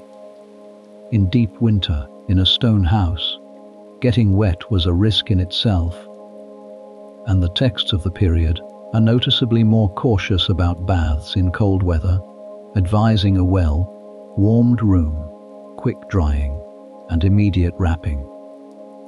The monasteries had their own rules about it, generally allowing baths for the sick freely, and for the healthy sparingly, on the grounds that comfort was a distraction rather than that cleanliness was a vice.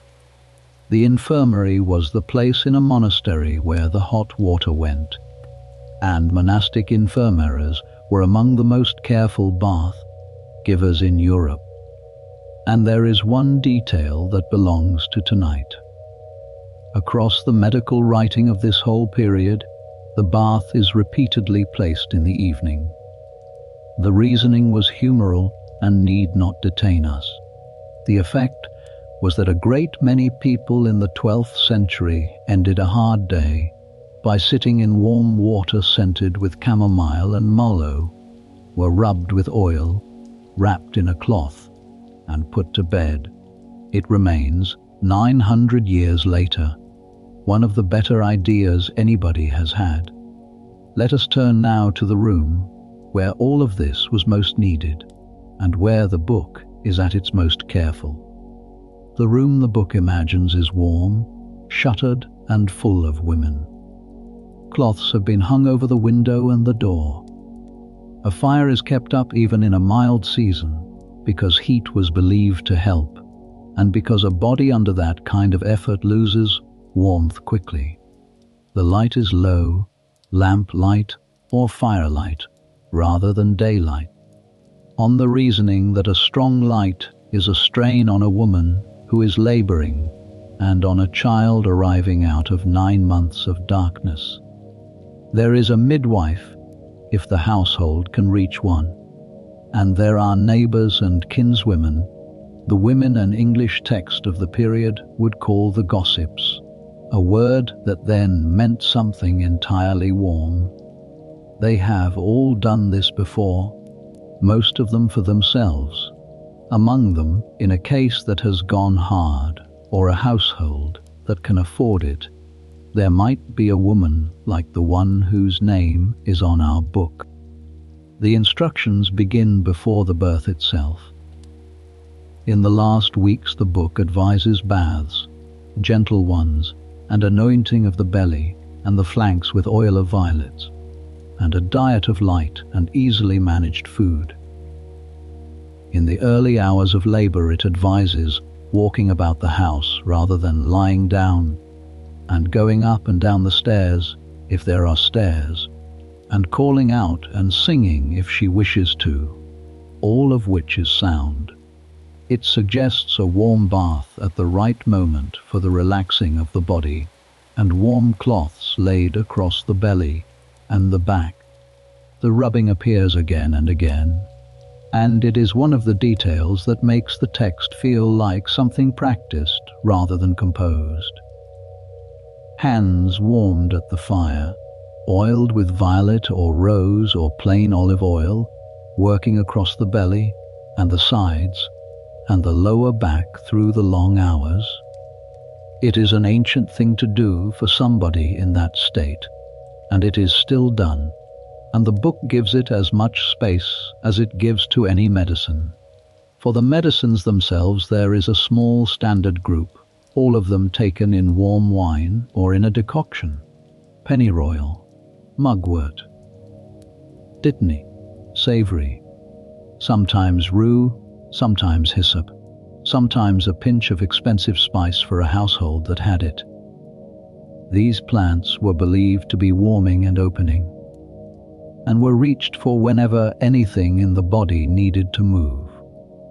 Alongside them the book gives fumigations, so that the same herbs are worked from both directions at once, and then, sitting perfectly comfortably among the recipes, the book gives its charms.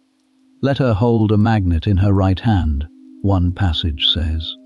There is coral and jet, and the stone the old writers called the eagle stone, a hollow nodule with a loose kernel that rattles when shaken, which was bound to the thigh during labor and taken off immediately afterwards. There are written words to be worn. There is no embarrassment about any of this, and no seam in the text where the medicine stops and the charm begins. To the person writing, these were all things that had been observed to help, and the categories we would sort them into did not yet exist. There is one striking instruction that everybody who reads the book remembers. To hasten a birth that has stalled, let somebody take a little pepper or hellebore and blow it into her nose so that she sneezes, holding her nose and her mouth closed for a moment beforehand. The reasoning is mechanical and, in its own way, entirely correct about the direction of the force involved, even if the method is one that no modern room would consider. For a birth that will not come because the child lies wrongly, the book turns to the hands. It tells the midwife to anoint her hand thoroughly with oil of linseed or of another softening kind, and to reach in and to put the child gently into the position it should be in, turning it by degrees and never by force. Whole medical traditions elsewhere in Europe would lose this knowledge for centuries and have to find it again. Here it is set down as a matter of course, in plain language, for a woman with small hands and steady nerves, who is expected to know what she is feeling for. Where things went beyond that, the text does what it can and does not pretend. There are passages on a birth that has ended badly, and they are practical, unsentimental and merciful in intention, concerned above all with saving the mother. They are quiet pages. We can leave them quiet tonight and simply note that they were written by someone who had been in that room and did not look away. For the afterbirth, when it is slow to come, the remedies are the same family: sneezing again, fumigation, warm drinks of the same aromatic herbs, and gentle handling. The book is firm that this matters and should not be neglected, which is a piece of clinical judgment that would still be recognized.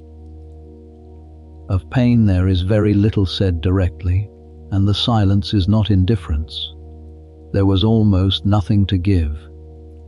The soporific preparations of the surgeons were far too crude and too dangerous for this. What the room offered instead was heat, water, oil, movement, hands, and company, and beyond that it offered belief. Women in labor held relics and girdles borrowed from churches and monasteries. The life of Saint Margaret, who was held to be the protector of women in childbirth, was read aloud beside the bed, and some surviving copies of it are worn to shreds at exactly the pages that were read. A birth in that century was attended by everything anybody could think of, all at once, without much distinction between kinds. When the child was born, the book turns immediately to the cord. Bind it, it says, at the length of 3 fingers from the body, and cut beyond the binding. It offers a reason for the measurement that a modern reader will find strange, and a certain kind of medieval reader found entirely persuasive, and it adds instructions for dressing the stump afterwards with a soft cloth and a little powder. Then it turns to the mother again, to the binding of her belly, to a warm drink of wine and spice and egg, to the darkened room and the many days of lying in that were to follow, and to the strict instruction that she is not to be got up early for anybody's convenience. What followed the birth was a long and formally recognized period of rest, and it is one of the things the modern world has quietly given up. The mother stayed in her chamber, in bed at first, and then about the room, for a stretch that was commonly reckoned in weeks rather than days. Our book insists on it. So does every other text of the period, and so did custom, and so in most places, did the church, which marked the end of the period with a ceremony of thanksgiving when the woman came back into public life. Whatever else can be said about that arrangement, and a good deal has been said about it, in practice it meant that a woman who had just given birth was excused from work by the whole social machinery around her, and that other women came in and did what needed doing. Food was brought. The house was kept. The older children were taken elsewhere. It was not a kindness offered by an individual. It was an expectation. And a woman who was got up too early would have neighbors with opinions about it. The room itself stayed shuttered for a good part of it, warm and dim, and the same women who had been there at the birth came and went through the following days, bringing things and sitting a while. Visitors were expected and were part of the arrangement. A birth chamber in the weeks afterwards was one of the more sociable places in a medieval town, and one of the very few that belonged entirely to women, with a chair drawn up and something warm to drink and the baby handed round. The book supplies the diet for those weeks: broths, light meat, well-watered wine, bread, nothing heavy or sharp, and warm drinks of wine with egg and a little spice, which is the ancestor of the caudle that English women were still being given in childbed 600 years later. It supplies the binding of the belly, the anointing, and the timing of the first proper bath, and it repeats more than once that she is to sleep. Of how often all of this ended badly, the book says nothing directly, and the honest figures are not recoverable. What can be said is that childbirth was the most dangerous thing most women did, that it happened to most of them repeatedly, and that everybody in that shuttered room knew it. The extraordinary calm of the instructions has to be read against that. Somebody wrote down, in careful order, exactly what to do at each stage of a process that killed people, and did not once raise their voice. Let us turn now to the child itself, and to the first days, because the book has a great deal to say about them, and it is some of the gentlest writing in the whole compendium. The first act is a washing. Warm water and a little salt rubbed over the body, which was believed to firm the skin, and which had the practical effect of cleaning it. The limbs are drawn out straight and rubbed. The midwife works over the child with her hands, and here the text becomes almost sculptural, telling her to shape the head gently with her palms, to press the nose into a good line, to smooth the ears and draw them back against the head, and to work the limbs so that everything sets straight. Newborn bones are soft, and everybody knew it, and the belief was that the first hour left a permanent mark. Then the mouth. The midwife is told to dip a finger and rub the palate and the gums with honey, to clean the mouth, and the text says, to wake the appetite. It is one of those instructions that has been passed down in country practice in a dozen countries and survives in living memory in some of them. The eyes are wiped with a soft cloth. The room is to be kept from strong light, and when the child is laid in the cradle, a cloth should be hung so that no bright light falls on the face. There is a line about not letting the cradle stand, where the child must look toward a window, on the reasoning that the eyes will be drawn crooked. The physiology is wrong. The care behind it is not. Then the swaddling, which was universal, and which the book explains in its own terms. The child is wrapped in soft linen bands, arms held straight against the sides, legs together, in a firm, even wrapping from the shoulders down, and rewrapped several times a day when it is cleaned. To modern eyes, this looks like confinement. To that world, it was a kind of scaffolding.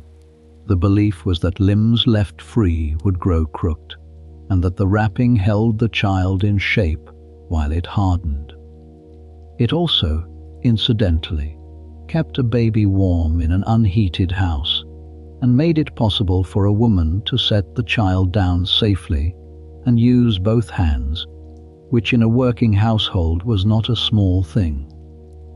The cradle stands in the shadow, away from draughts and away from the fire, and is rocked. The book advises that the child be bathed regularly, 2 or 3 times a day in the warm season, less in cold weather, always in water tested at the wrist, and always dried and wrapped at once. For teething, there are the remedies of every century, the gums rubbed with butter or with fat and a little honey, and something firm and safe for the child to gnaw. For a cough, there are syrups. For the sore white mouth that afflicts infants, there is a wash. For griping in the belly, there is warm oil rubbed on and a warmed cloth. For worms, there are bitter herbs given in very small quantity. The remedies are cautious, the doses small, and the tone throughout is one of somebody who knows how easily a very young child is lost. Then there is the nurse, and here the book is at its most particular, because in a world where a mother might die, or fall ill, or have no milk, or belong to a class that did not nurse its own children, the choice of a wet nurse was one of the most consequential decisions a household made. She should be, the book says, of a good and temperate constitution, neither too young nor too old, sound in body, cheerful in temper, clean in her habits. Her milk should be white and of the right thickness, and here the text gives the old test that every nurse in Europe knew. Put a drop on a polished nail and tilt it, and if it runs off like water, it is too thin, and if it will not move at all, it is too thick, and what you want is the drop that holds its shape and moves slowly. Her diet is regulated closely. She is to avoid salty and highly spiced food, garlic, leeks, strong onions, anything sharp and anything sour. She is to have good bread, good broth, meat in moderation, well-watered wine. She is to be kept from grief and from anger, on the belief that a disturbed mind curdles the milk, which is nonsense as physiology, and is not entirely nonsense as household management. And when the child is old enough, she is to begin the weaning slowly, with bread soaked in milk, then in broth, so that nothing changes all at once. And then, tucked among the practical instructions, there is a line that people who read this book always stop at. The nurse should talk to the child. She should say things to it often, and sing to it, and name the things around it, so that the child learns to speak. In a 12th century manual of remedies, between a syrup for a cough and a rule about onions, somebody thought to write down that a baby needs to be spoken to. Around the medical instructions lay a whole set of others that the book does not need to mention, because they were universal. A child was baptized quickly, often within a day or 2, and if it was weak, it was baptized at once, in the room, by the midwife herself, if no priest could be got there in time. That authority given to a midwife is worth noting. In a society that allowed women very few formal powers, the power to perform the single most important rite in a person's life, in an emergency, on her own judgment, belonged to her, and church councils across Europe took the trouble to instruct her in the correct words. The child was then named, wrapped, and laid in a wooden cradle with rockers, usually in the room where the household lived rather than in a room of its own, and it stayed within arm's reach of somebody for the whole of its first year. Its clothes were bands and a shirt and a cap, and it wore a cap almost continuously because the head was thought to need protecting and because houses were cold. The first year had its own quiet calendar. The cord dried and fell within the first weeks. The swaddling loosened by stages as the months went on, the arms freed first, so that a child of 6 months was wrapped only from the waist down. Solid food began as a little bread soaked in milk, given from a finger. Teeth arrived and were noted, and at some point in the second year the wrapping stopped altogether, and the child was put into a small loose gown and stayed in one for years afterwards, boys and girls alike, and a great many of these children did not live. Nobody has reliable numbers, and the estimates vary widely by place and by century, but every parent in that world expected to bury at least one. This is sometimes offered as evidence that people then loved their children less carefully, on the theory that a heart protects itself by not attaching. The documents do not support it. What the documents show over and over is exactly the opposite: the instruction to keep the cradle out of the light, the finger of honey, the careful weaning, the line about talking to the child so that it learns to speak. That is not detachment. That is a great many people doing every single thing they knew how to do, and losing children anyway, and then doing all of it again for the next one. It is worth carrying that thought out of this chapter, because it is the emotional key to the whole book. Nothing in it is heroic. All of it is somebody trying. Let us turn now to the third of our 3 books, which is about none of this at all. The third book announces itself as being on the adornment of women, and it is organized in the neatest way of the 3. It begins at the top of the head and works downward. Hair first, then the face, then the eyes and the mouth and the teeth, then the breath, then the body, then the hands, and it ends at the feet. A reader looking for something knew exactly where to open it. It also has, from its first lines, a different voice again. This author talks about himself. He says that he traveled to gather what follows. He says, in one much discussed passage, that he learned certain preparations from the women of Sicily and from Muslim women, whose practices in these matters he clearly admired.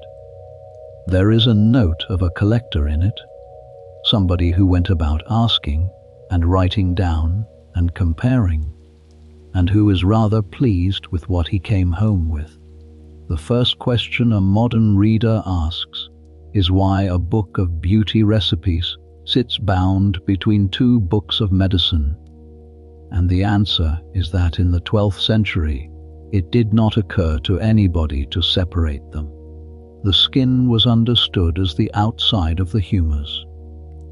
A blotched face meant something was wrong within. Hair that fell out meant a body out of balance. Cracked lips in winter meant dryness that could be corrected. Treating the surface was treating the person. And a physician who could not do something about a disfigurement would have been thought to have a hole in his craft.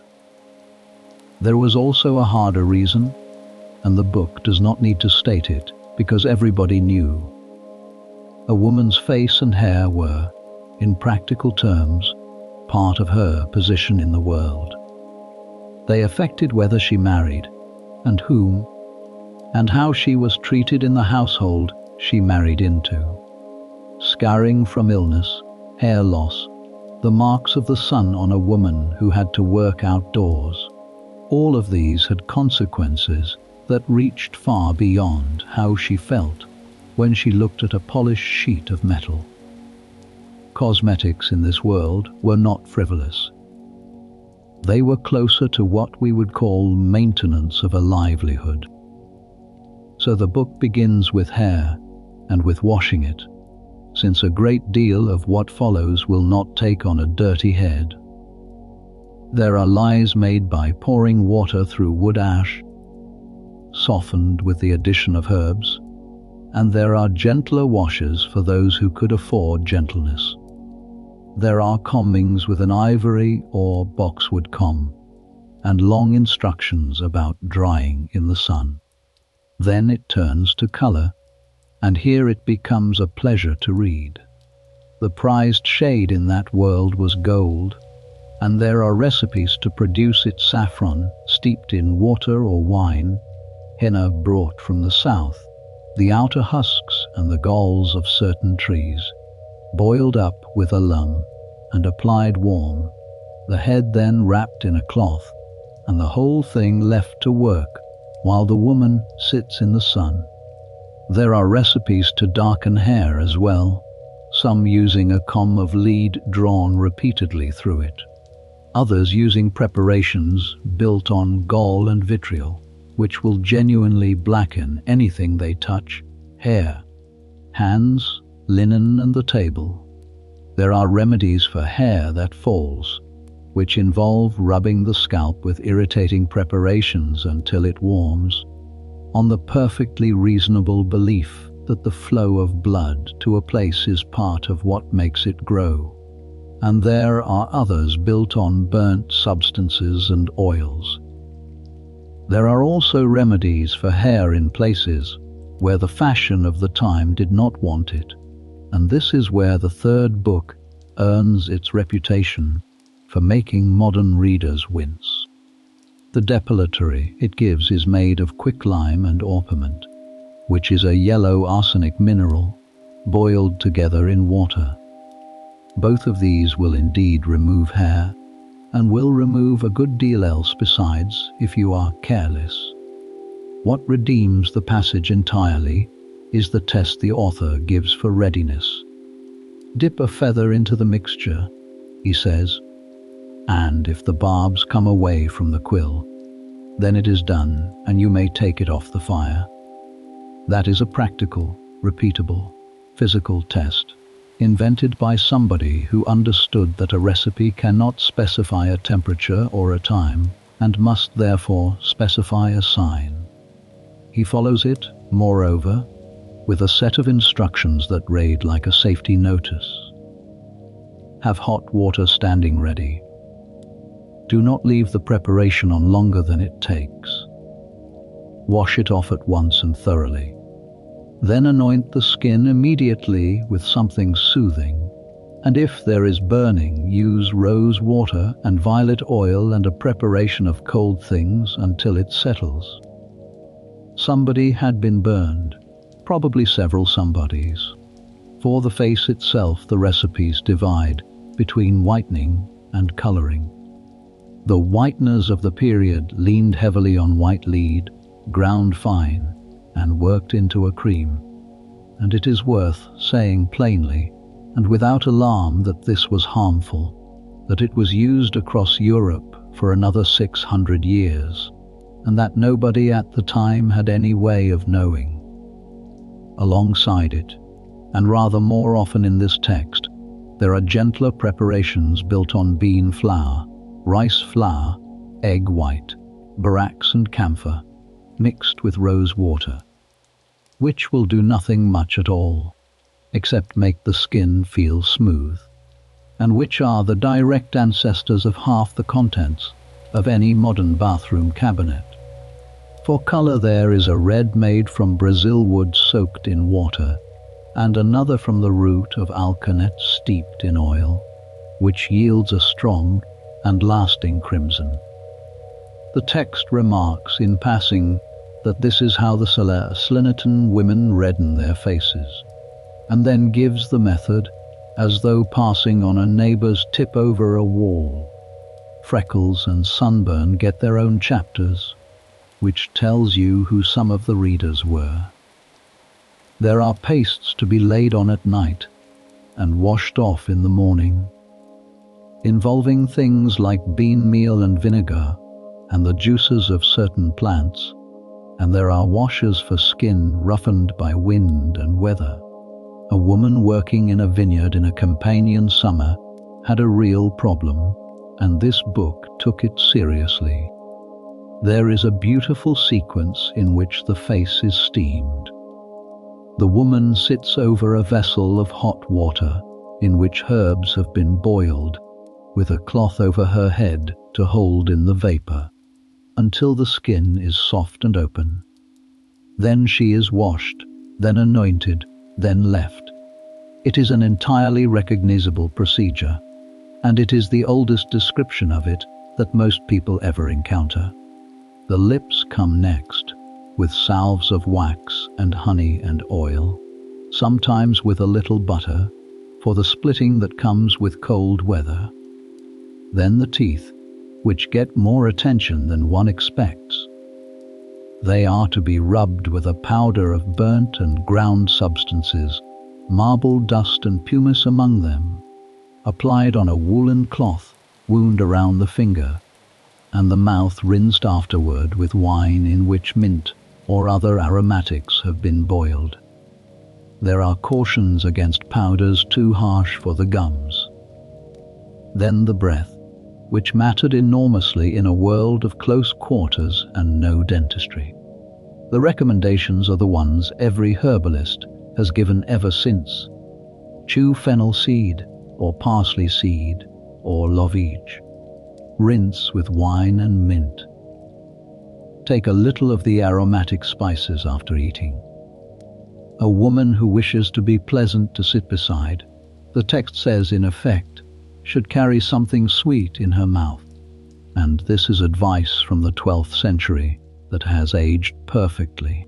The book runs on downward to washes against sweat and its odor, to preparations for the hands, for cracked skin, for the nails, and it closes at the feet with remedies for hard skin and for chilblains, which in an unheated stone house were a genuine winter affliction. What holds the whole thing together, and what makes it worth an hour of anybody's night, is how completely unembarrassed it is. There is no moralizing in it. No passage tells the reader that vanity is a sin, or that a modest woman should be content with the face God gave her. Though that sermon was being preached from every pulpit within reach of Salerno at exactly that time.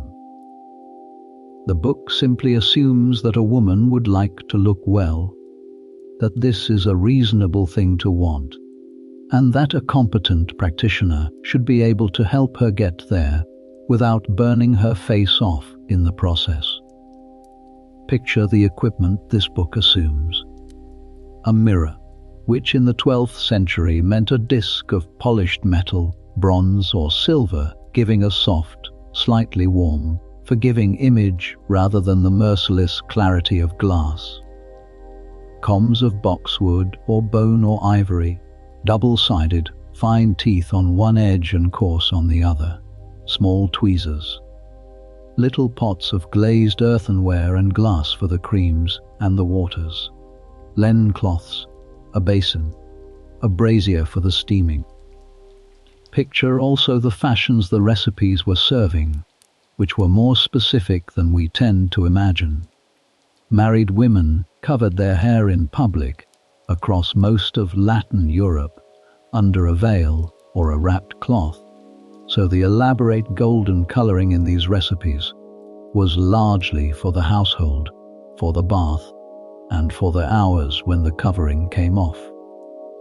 A high clear forehead was admired, which is why remedies for removing hair at the hairline appear. Clear skin without the marks of the sun was the sign of a woman who did not labor outdoors, which is why the sunburn remedies mattered so much to women who did. And picture the reader. Somebody had to hold this book. And whoever they were interested in the difference between a preparation that would burn and one that would not. A physician might well have owned it.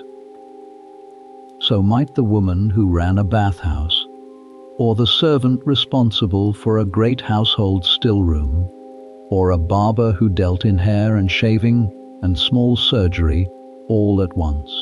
What lasts reading it now is how many of the recipes are still legible as things people do.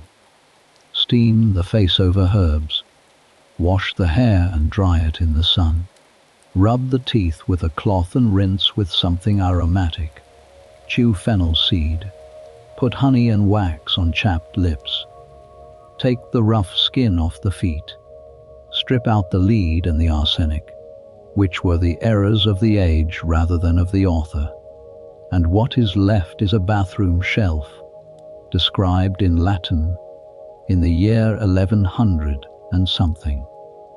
Let us turn now to the shelf all of this came from, and to the room where the preparations were actually made. Imagine assembling everything the 3 books ask for. You would need, first, a great deal of the ordinary vegetation of southern Italy, most of it growable in a plot or gatherable within a morning's walk. Mallow and marshmallow, whose roots and leaves give the slippery mucilage that softens everything they touch. Fenugreek and linseed for the same purpose, chamomile in quantity, laurel for its leaves and its oil, rose and violet, both of which appear on nearly every page in the form of their oils. Mugwort, pennyroyal, catmint, calamint, sage, rue, wormwood, hyssop, fennel, parsley, celery seed, plantain, bramble leaf. Most of these were gathered rather than bought. The gathering had its own rules, some practical and some traditional. Leaves before flowering, when the plant has put nothing into seed. Flowers in the first day or 2 of opening. Roots in autumn or very early spring, when the strength has gone down into them. Everything in dry weather, after the dew has lifted, and everything dried in shade rather than sun, so that the volatile oils do not go up into the air and leave you with hay. Then there is the second shelf, and it is a different world entirely. Pepper, ginger, cinnamon, cloves, nutmeg, galangal, zedoary, cubeb, spikenard from the Himalaya, musk from Central Asia, camphor, frankincense and myrrh out of Arabia, mastic from the island of Chios, sugar, still classed as a drug, all of it arrived by ship into Amalfi and Salerno and Naples, through a chain of merchants reaching back through Alexandria and Constantinople to the Indian Ocean. The cost of these separates one kind of medicine from another very sharply. A bath of mallow and bran costs a morning's work and a bundle of firewood. A plaster containing musk and spikenard costs more than a labourer earns in a season. Both are in the same book. A practitioner in that city could therefore treat a merchant's wife and a fisherman's wife in the same week, using the same principles and utterly different materials. And the texts show her doing it, offering an expensive version, and then adding in effect, and if she has not got it, use this. There are minerals on the shelf too. Alum for binding and astringency, brought from the Eastern trade. Litharge and white lead for salves and paints. Quicklime and orpiment for the depilatory. Borax, salt in quantity. Vitriol for blackening. And there are the animal materials, which no medieval still room was without honey and beeswax above all, which between them are the base of half the preparations in the book, along with egg white and yolk, butter, the rendered fat of a hen or a goose for the softest ointments, castoreum for the pungent remedies, silk thread for stitching, sponges, and wool of various grades, which was the cotton wool of its day and appears constantly. The liquids were wine, vinegar, water, and oil. Olive oil as the base, and then the infused oils made from it, rose oil and violet oil and laurel oil, made by steeping the flowers or leaves in warm oil for days and straining, exactly as an infused oil is made today. From this shelf the forms were built, and the vocabulary is worth having because it recurs on every page. A decoction is made by boiling hard material, roots and barks and seeds, in water until the liquid has reduced, often to a third. An infusion is made by pouring hot water over softer material, leaves and flowers, and letting it stand covered. A syrup is a decoction thickened with honey or sugar and kept. An electuary is a paste of powders worked into honey, taken by the spoonful. An oxymel is honey and vinegar boiled together, one of the oldest preparations in medicine. A plaster is a soft mass spread on cloth and laid on the body. An ointment is oil and wax and powders melted together. A pessary is medicated wool or linen. A fumigation is the whole business done as steam and smoke. The making of them was slow, hot, careful work. A decoction meant hours beside a fire with a pot, skimming, watching the level, straining through a linen cloth into a bowl, and then through it again. An ointment meant melting wax into warmed oil, stirring in the powders, and testing a drop on a cold surface to see whether it would set at the right firmness, which is precisely how it is tested now. Salerno also stood at the beginning of something that would matter enormously later, which is distillation. Simple stills were in use in this region in exactly these decades. Glass or metal vessels with a domed head to catch the vapor and a spout to lead it away. And the first thing everybody wanted to make with one was rose water. Recipes calling for rose water run all through the third book. It was one of the most ordinary luxuries of the medieval world, and one of the pleasantest to make, and a house that had been making it smelled of it for days. Measurement was a mixture of the exact and the entirely approximate. There are handfuls and pinches, and as much as 3 fingers can lift. There are also proper weights, the ounce and the drachm and the scruple, used with real precision in the compound medicines. That precision came from the same city. In that compact list of compound remedies which set out standard formulas and standard weights, and which allowed an apothecary in Paris and one in Palermo to make roughly the same medicine and call it by the same name. It is one of the quiet foundational documents of European pharmacy, and it was written a short walk from where our 3 books were. Everything then had to be kept. Glazed earthenware jars for ointments and syrups, stoppered with wax and cloth. Glass for the precious waters, where glass could be had.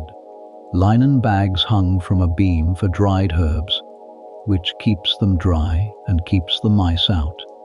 A dark cupboard, because light spoils an oil faster than anything else, and a hard rule that everybody in the trade knew, which is that most dried herbs are worth having for a year, and are worth very little after 2, so that the shelf had to be emptied and refilled with each turning season. Stand in that room for a moment before we leave it.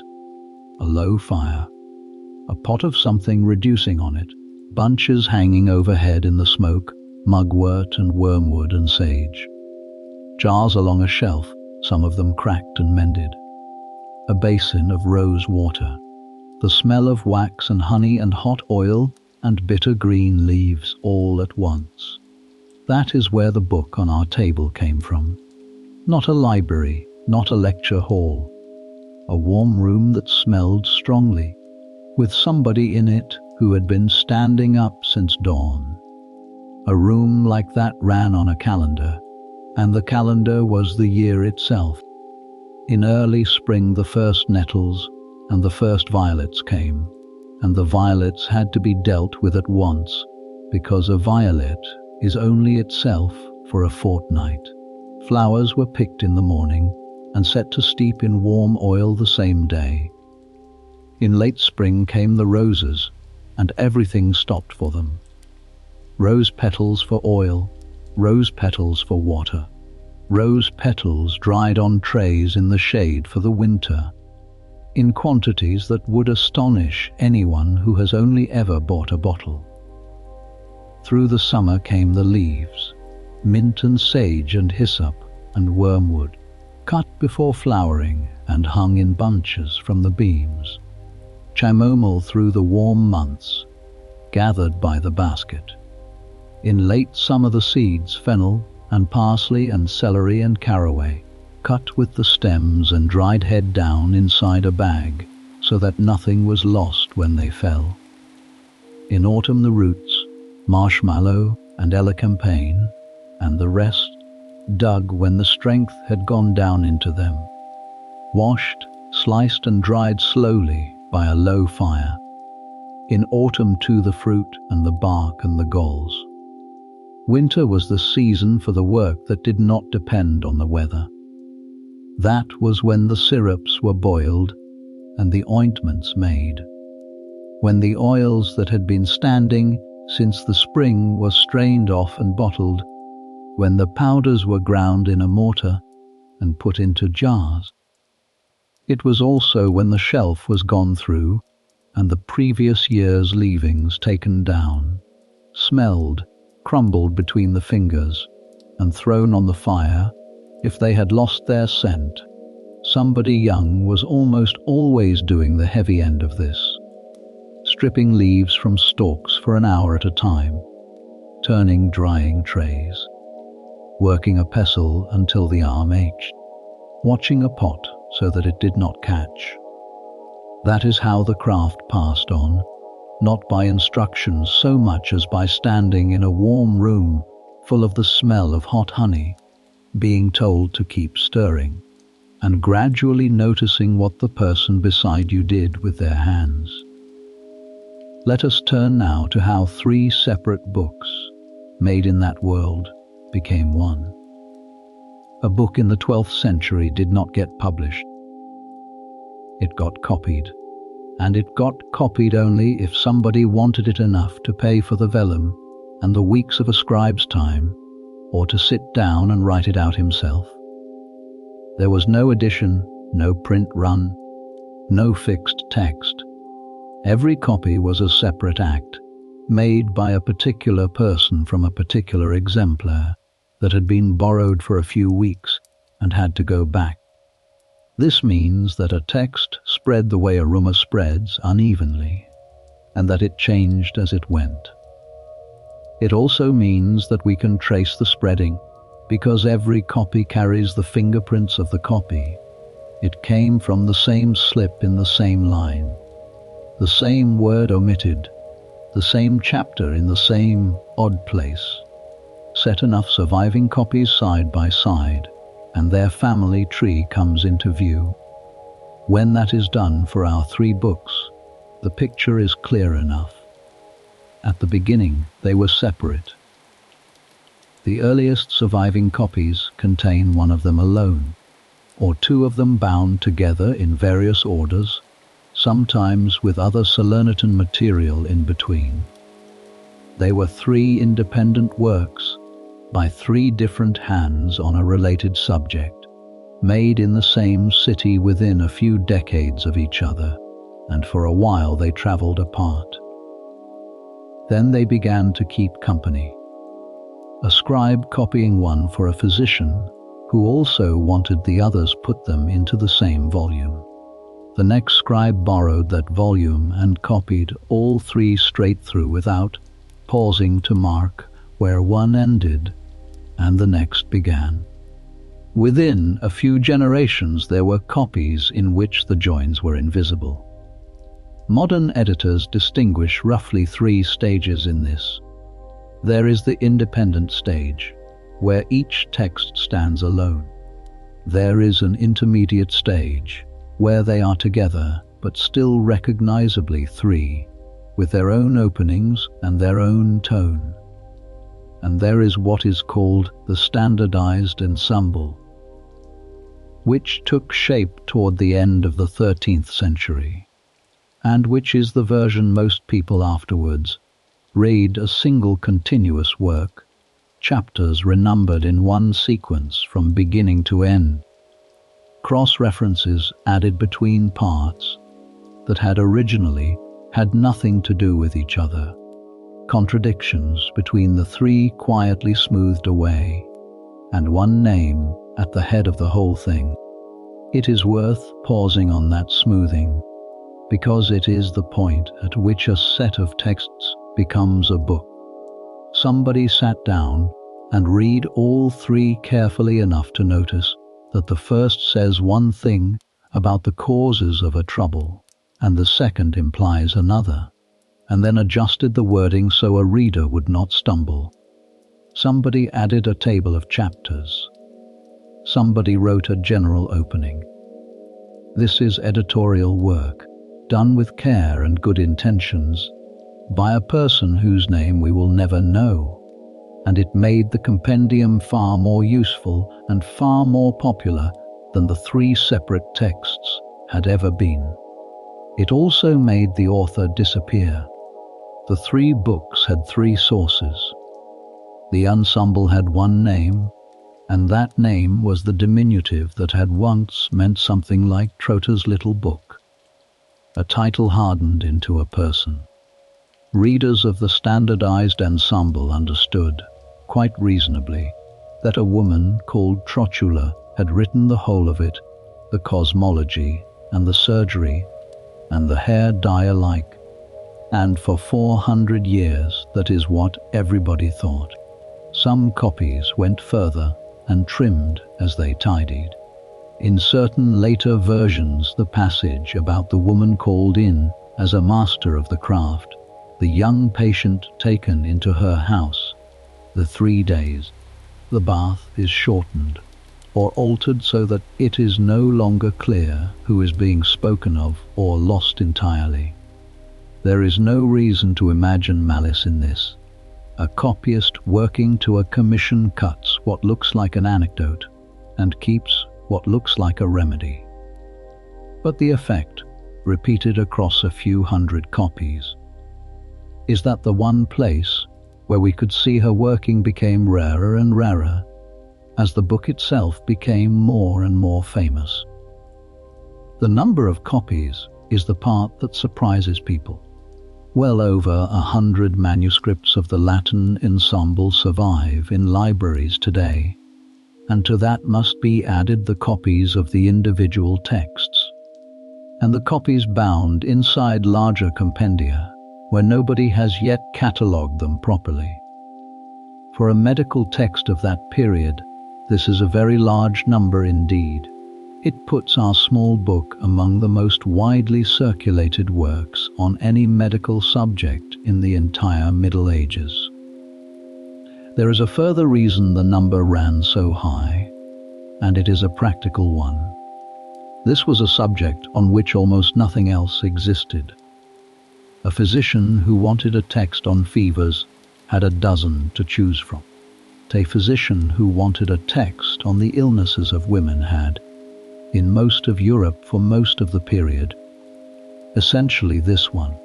It filled a gap so completely that for 3 centuries it simply was the literature on the subject, and anybody assembling a working library copied it more or less automatically. That also explains the company it keeps in the surviving volumes.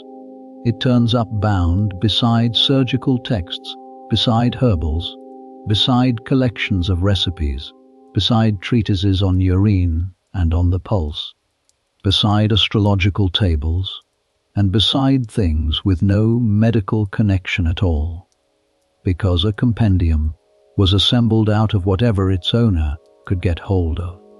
The Trotula was one of the things everybody could get hold of, and the survivors are only the survivors. Books burned, rotted in damp, were scraped clean and written over, were cut up to stiffen the bindings of other books, were lost in the dissolution of monasteries and the sacking of towns. The usual estimates suggest that what is left is a modest fraction of what once existed. Whatever the true figure was, this book was in a great many hands.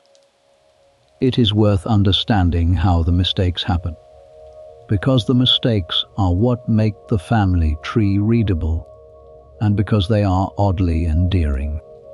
The commonest is the eye skip. A scribe reads a phrase, looks down to write it, and when he looks up again his eye lands on the same word further down the page, so that everything in between is silently lost. If two consecutive remedies both end with the words "in warm wine," one of them stands a fair chance of vanishing entirely, and every copy made from that copy will be missing it forever. The second commonest is the abbreviation misread. Medieval Latin was written in a thicket of contractions, and several of them look alike in a hurried hand. A stroke that means one ending can be taken for a stroke that means another. A plant name can turn into a different plant name through one misread letter, and then the next scribe, faced with a remedy that makes no sense, helpfully corrects it into something that does, and now the error is invisible and permanent. The third is the marginal note that climbs into the text. A reader writes a comment in the margin.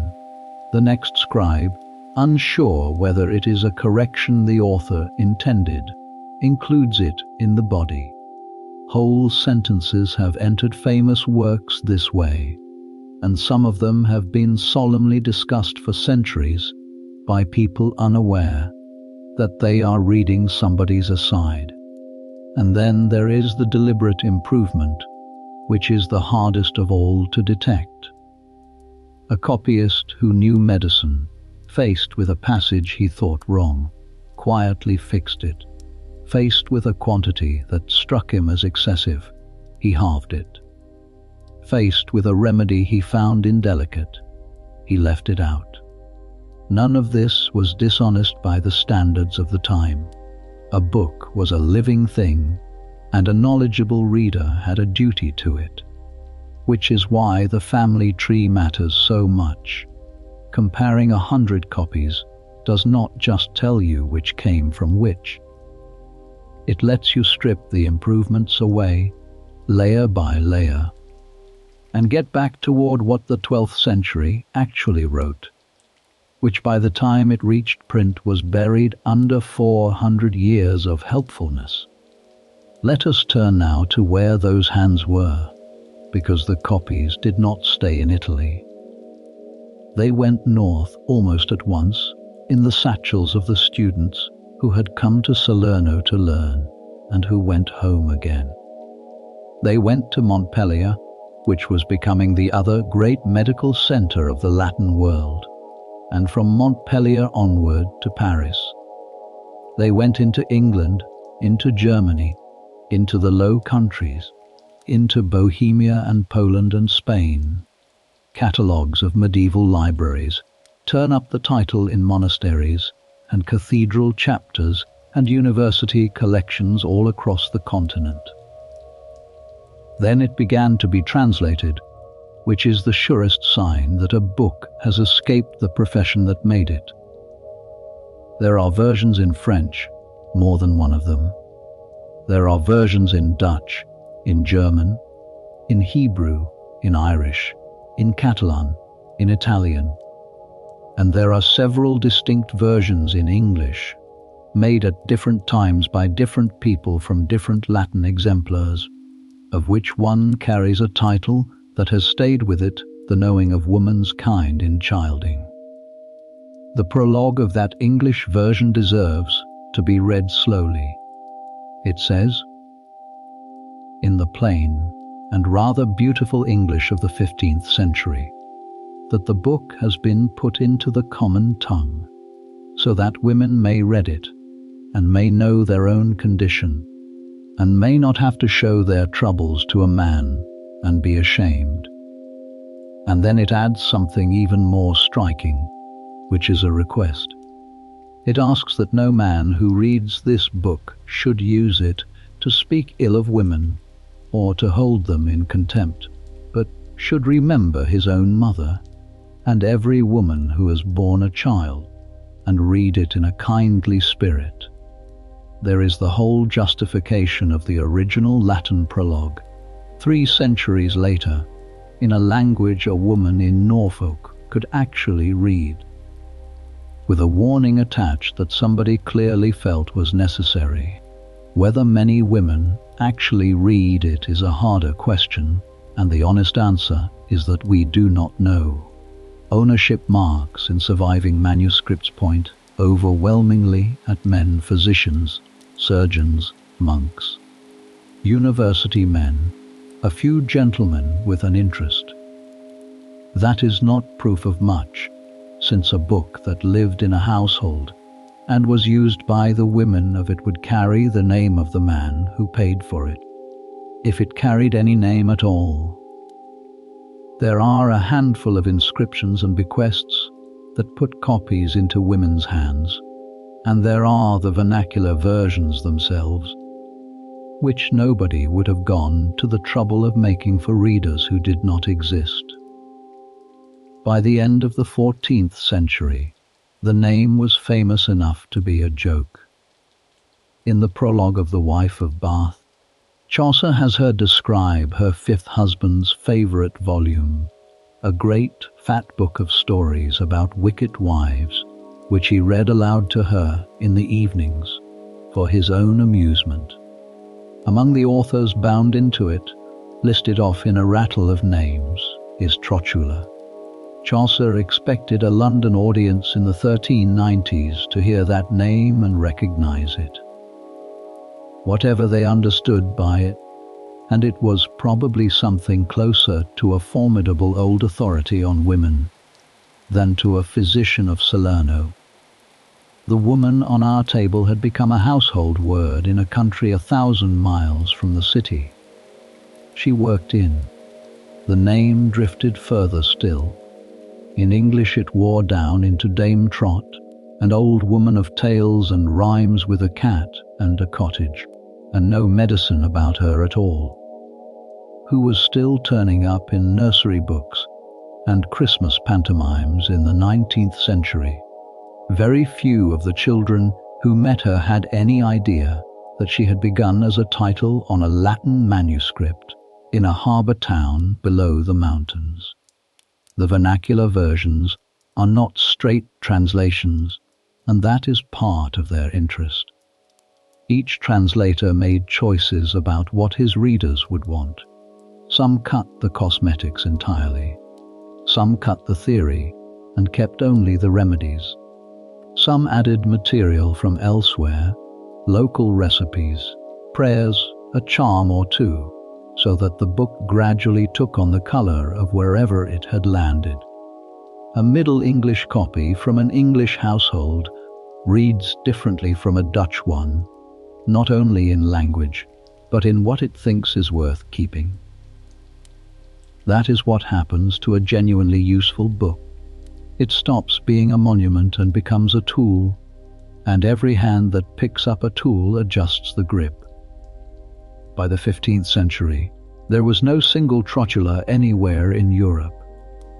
There were dozens of Trotulas, each shaped by the needs of the people using it, all descended from 3 Latin texts, written in one city 300 years earlier. The book itself, meanwhile, went on being copied by hand for an extraordinarily long time. The printing press arrived in the 1450s, and a great many medical texts went into print within the first decades. This one did not. It stayed in manuscript, being copied out letter by letter for the better part of another century. When it finally did reach print, in the middle of the 1500s, the person who put it there made a decision about the name on the title page, and the consequences of that decision lasted 400 years.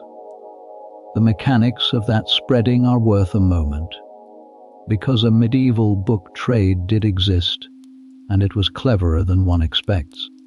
In the university towns there were stationers, men who kept exemplars of the standard texts and hired them out. The system they used divided a book into gatherings of a few leaves each, and a student could rent one gathering at a time, copy it in his lodgings, bring it back, and take the next. That way a single exemplar could serve a dozen copyists at once, working on different sections simultaneously, and a text could be reproduced across a city far faster than one scribe working straight through. It also meant that errors entered in one gathering and not in the next, which leaves a signature that scholars can still read. Outside the universities it was less organized and more social. Books were lent between physicians, between monasteries, between a master and a former pupil, on promises and sometimes on a deposit. Monastic libraries kept lists of who had borrowed what, and those lists sometimes carry a note in a later hand recording that a volume was never returned, which is a small human sound reaching across 700 years. Imagine one particular copy, then, written at Salerno, or somewhere that had a Salernitan exemplar, in the 1200s, carried north by a student going home to Provence. Sold when he died to a physician in Montpellier, who bound it together with a herbal and a book of urines and wrote his name in the front. Sold on, or bequeathed, and traveling north again with somebody's baggage. Copied at least twice on the way, each copy going off in a different direction and having children of its own. Reaching a cathedral library in England, catalogued in a list of books in the 14th century as a treatise on the diseases of women. Sitting there for 200 years, passing at the dissolution into a private house, turning up in a sale, going, at last, into a national collection, where it was given a number and put on a shelf and left alone for another 3 centuries. That is one copy. There are more than 100, and each one has a road behind it like that, and almost none of those roads has ever been fully traced. Let us turn now to how the woman came to be taken out of her own book. The first printed edition appeared at Strasbourg in the middle of the 1540s, and the man who prepared it for the press did what a great many careful editors of that generation did. He tidied it. He did not merely set the manuscript in type. He took the whole compendium apart and put it back together in an order he considered more rational, running through the body from the top downward, dissolving the chapter divisions that had come down from the 13th century and rewriting the joins so that the new sequence would read smoothly. The result was clear, orderly, easy to consult, and unlike any manuscript that had ever existed. Every trace of the 3 original texts, the changes of voice, the seams, the repetitions that revealed where one book ended and another began, was ironed flat. He kept the name. The title page said Trotula, and readers took it as they had taken it for centuries. The importance of what he did is hard to overstate, and it has nothing to do with his intentions, which were entirely honorable. It is simply that from that moment onward, Everybody who wrote about this book was reading his version. The manuscripts went on sitting in their libraries, uncollated and largely unexamined, for another 400 years. The printed text was available, portable, and cheap. So the printed text became the thing that scholars argued about. And the argument was therefore conducted about an object that had never been written by anybody. 22 years later, in Basel, a Swiss physician assembled a large collection of writings on the diseases of women, gathering the ancient and the medieval authorities into one handsome volume. Our compendium went into it. But this editor had come to a conclusion about the authorship, and the conclusion was that no woman had written it. His reasoning was of its period. The work was learned. It handled Greek and Arabic material. It was, in his judgment, obviously the product of a trained physician of antiquity. And a trained physician of antiquity was a man. So he looked for a suitable one. And he found a name in an old source, a physician called Eros, who had been a freedman in the household of the daughter of the Emperor Augustus, and he printed the book under that name. That is the Erasure, and it is worth noticing how undramatic it is. No one burned anything. No one denounced anybody. A learned man in a book-lined room made an inference that seemed to him overwhelmingly probable, wrote a name at the top of a page, and sent it to the printer. It took perhaps an afternoon. It stood for 4 centuries. It is worth noticing, too, how completely the printed page changes the standing of a claim. A manuscript is obviously somebody's copy. It has a hand in it and errors, and a personality, and every reader knows that the volume in front of them is one version among others. A printed book looks settled. The type is even, the title page is formal. The same words stand in 500 identical copies, in 500 libraries, and the effect on a reader is a quiet, unexamined confidence that this is simply what the text says. So a name that would have been one man's opinion in a manuscript margin became, in print, the answer. Nobody had to defend it. It was on the title page. From there the argument settled into 2 camps, and both of them were arguing about the printed text. On one side were those who accepted the woman and, over time, made her considerably grander than the evidence allowed. In the 18th and 19th centuries, and especially in Italy, where local pride in the school of Salerno was a genuine civic passion, she acquired a surname, a noble family, a husband and sons who were themselves physicians, a chair as a professor at a university, and in some accounts a body of students. Statues and street names followed. Almost none of it can be traced to any document written within 300 years of her lifetime. It was affection, and it was invention, and it did her a certain kind of harm, because grand claims invite demolition. On the other side were those who denied her entirely.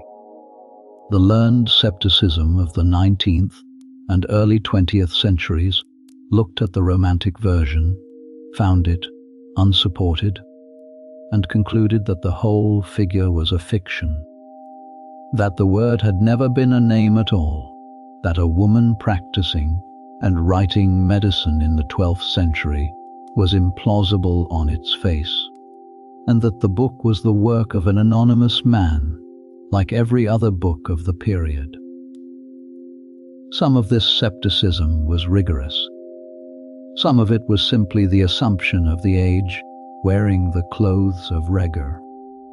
To be fair to the man who printed a stranger's name on the title page, it helps to know what he thought he was doing.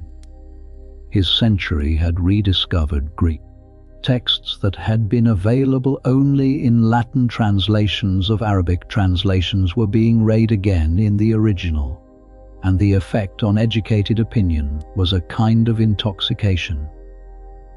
Antiquity was clear, rational and admirable. The centuries in between were held to be a long muddle of superstition and bad grammar, and the very word medieval acquired its dismissive tone in exactly this period. An editor of that generation, holding a text he found impressive, would instinctively reach backward for its author rather than into the muddle. So the inference was not malicious. It was fashionable, and the assumption that sat underneath it, that a woman could not have produced a serious medical work, was so completely ordinary in his world that he would not have thought of it as an assumption at all. It was simply how the sentence finished itself. The shape of the skeptic's argument is worth setting out, because it looks rigorous and is not. It ran, in essence, like this. The work shows learning. Learning of that kind required a formal training. Women did not receive formal training. Therefore no woman wrote it, and the name must be a corruption or an invention. Every step in that chain is a statement about the 12th century, and every one of them was being asserted rather than demonstrated on the strength of what the 19th century took for granted about the past. Meanwhile, the enthusiasts on the other side were doing something equally unhelpful, which was to defend the woman by making her larger. A practitioner became a professor. A reputation became a chair. A name became a noble family with a genealogy. Every embellishment gave the skeptics a fresh target, and each time one of the embellishments was demolished. The modest and defensible core underneath took some of the damage with it, and beneath both camps sat the same silent problem, which was the printed text. The evidence that would have settled a great deal of the argument was the evidence that the first editor had smoothed away 4 centuries earlier the seams, the 3 voices, the changes of register. The passage about a woman called in as a master of the craft. Nobody arguing in the 18th or 19th century could see any of it, because none of them were reading a manuscript. They were all reading a rearrangement, agreeing and disagreeing about a book that had never existed, with the actual answer sitting undisturbed on shelves in Munich and Oxford and Paris the whole time. This happened to a good many women besides ours, in a good many fields, and the pattern is usually the same. The work survives, the attribution wobbles. Somebody tidying up assigns it to a plausible man. And because attribution travels with the text, every later reader inherits the correction rather than the original, and nobody has any reason to check, because there is nothing visible to check against. What is unusual in this case is not the erasure. It is that the evidence for the reversal was never actually destroyed. It sat in more than 100 handwritten volumes on shelves across Europe the entire time, perfectly legible, waiting for somebody to have the patience to compare them. The turn came late, and it came from an unglamorous direction, which is the reading of manuscripts. In the middle of the 1980s, an American historian working through medical manuscripts in Madrid came upon a practical handbook, headed as The Practice According to Trota. It was not the famous compendium. It was a different, plainer, wide-ranging collection of remedies, and it carried her name in a form nobody had invented later. He published on it, and the argument he made was a curious two-handed one. He held that the author called Trotula, the supposed writer of the entire compendium, was indeed a fiction. And he held at the same time that a real woman healer named Trota had certainly existed at Salerno, had certainly been a practitioner of standing, and had certainly written. That was the hinge. The romantic figure was gone, and a real person had walked in behind her. What followed was 20 years of the least glamorous and most valuable kind of work there is. Somebody had to go and look at every surviving copy. Not the printed edition, the manuscripts, over 100 of the ensemble, plus the copies of the separate texts, scattered through libraries in a dozen countries, in Latin hands ranging from the beautifully clear to the nearly illegible, many of them uncatalogued, some of them bound inside volumes described in the catalogue as miscellaneous medical matter. Each one had to be read, described, dated, and compared with the others line by line to establish which copy descended from which. Out of that comparison the family tree emerged, and out of the family tree came the discovery that had been hiding under the printed text since the 1540s. The compendium was not one work. It was 3 by 3 hands, and it was possible to say with reasonable confidence which was which and roughly when they had come together. The critical edition and translation that came out of that work appeared at the beginning of this century, and it printed the 3 texts separately, in their earliest recoverable forms, with the English facing the Latin. Anybody can read it now. It is the first time since the 1200s that the 3 books have been available as their authors wrote them. And what it establishes is smaller than the legend and far more solid. The first book, On the Conditions of Women, is a learned compilation drawing heavily on the Arabic material that had come up to Salerno a generation earlier, and its author is unknown and was probably a man with a school training. The third book, On Women's Cosmetics, is by a different unknown author who says himself that he travelled and gathered, and who was also, on the evidence of the way he writes, a man. The middle book, On Treatments for Women, is the practical one, and it is the one attached to Trota, containing her case and her manner and, in its earliest form, her name. So the woman lost 2/3 of a book she never wrote and got back something better, which is a text that is genuinely hers and a documented existence that nobody now disputes. She was a real practitioner in a real city in the 12th century. She was called in when other people were stuck. She wrote or dictated at least one substantial work on general medicine and stands behind another on the treatment of women. She was known by name to her colleagues, who listed her among the masters. That is what the evidence carries, and it is enough. There is something quietly satisfying in the shape of that result, because it is the same shape as her one surviving case. In both, a confident answer had been arrived at by people who had not looked closely enough. In both, the correction came from somebody willing to spend an unreasonable amount of time examining the thing itself rather than accepting the account of it. And in both, the outcome was less dramatic than the original claim and a great deal more solid. What cannot be claimed is also worth saying plainly, since the honest shape of a thing is part of its dignity. She was not a professor because there was nothing to profess at. She almost certainly did not write the cosmetics book.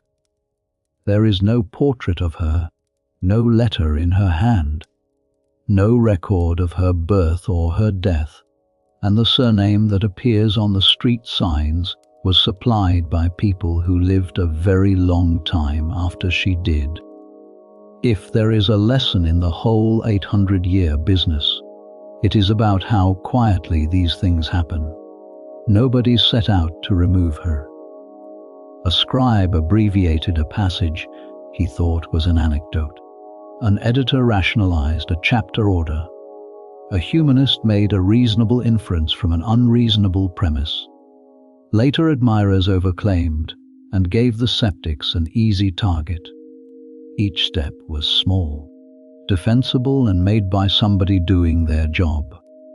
The cumulative effect was that a woman vanished out of her own book, and the recovery was made of steps exactly as small.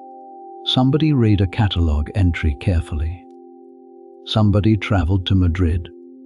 Somebody spent a decade collating manuscripts nobody had asked them to collate.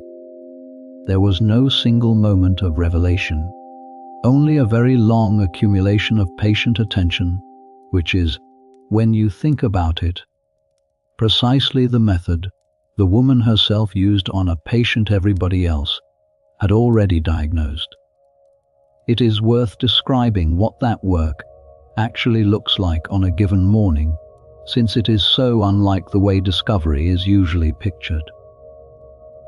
A reading room in a European library, a manuscript on a foam cradle, weighted open with a soft snake of beads, a pencil because ink is not allowed anywhere near, a pair of magnifying glasses, and a chart ruled up beforehand, with a column for every copy and a row for every place where the copies are known to differ. Then several hours of moving between the page and the chart, entering variants, one line at a time. Multiply that by 100 manuscripts in a dozen cities.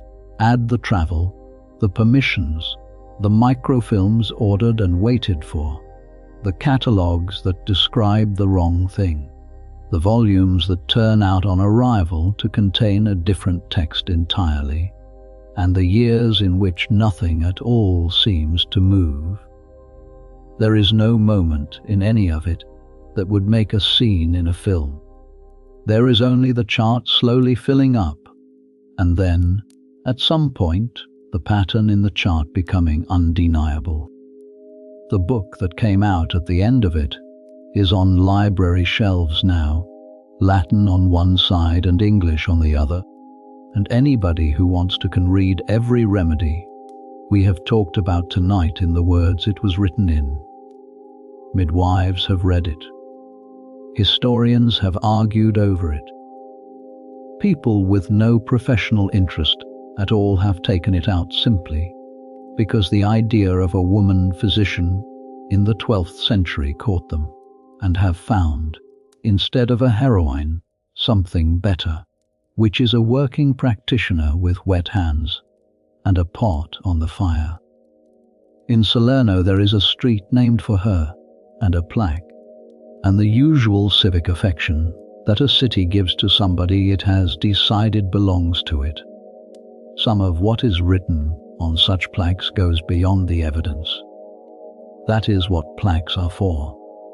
The book itself, which is the part that matters, sits in the libraries being quietly correct. There is one last thing to say about the book on our table before we let the evening go. It was never written for glory. Look at what is actually in it. A plaster for a swollen breast, a thread and a needle for a woman torn in childbirth, a warm bath of mallow, a powder for the teeth, a feather held at the nostrils so that nobody is buried who is still breathing, a test on a feather so that nobody is burned, a note that the nurse should talk to the child. Every single one of these answers a particular person's particular trouble on a particular afternoon in a house with the fire going and the water heating and somebody waiting. The name on the front turned out to be complicated. The contents never were. They are the ordinary accumulated kindness of people who spent their lives in rooms where somebody needed help, written down in the hope that the next person to walk into such a room would not have to work it out alone. We have come a long way tonight. We began with a small clasped book on this table, calfskin gone the color of weak tea, ruled in blind lines, thumb dark at the corners. We went out to a harbour city under the mountains, with lemon terraces above the water and ships coming in from Alexandria. We climbed a mountain to a scriptorium where an African merchant turned monk was translating Arabic medicine into Latin by candlelight. We met a woman who was sent for when the physicians were certain, and who took the patient home and spent 3 days finding out that they were wrong. We stood in her bathhouse and her birthing room and her still room, among the mallow and the wax and the rose water.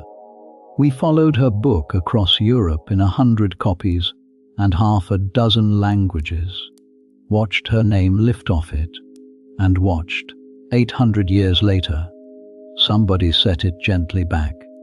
There is nothing left to hold on to now. The candle has burned down past the middle. The clasp is fastened again, and the book has been set on the shelf, where it will be perfectly safe until somebody wants it, which may be tomorrow and may be another 100 years, and it does not mind either way. You do not need to remember any of this. Not one plant, not one date, not one name. It has all been written down already, more carefully than either of us could manage, by people who are long past minding whether we recall it. If you drifted off somewhere among the lemon terraces and have only just come back, you have missed nothing at all. So, let your shoulders go. Let the jaw unclench and the hands open. Let the whole weight of you settle down into whatever is holding you tonight, and let it hold you. Sleep well. The Quiet Apothecary will be back soon with another quiet chapter. The fire has gone to embers now, and the room smells faintly of wax and roses. Outside, the harbour is dark, and the water is moving very slowly against the stones, the way it has done every night for 900 years.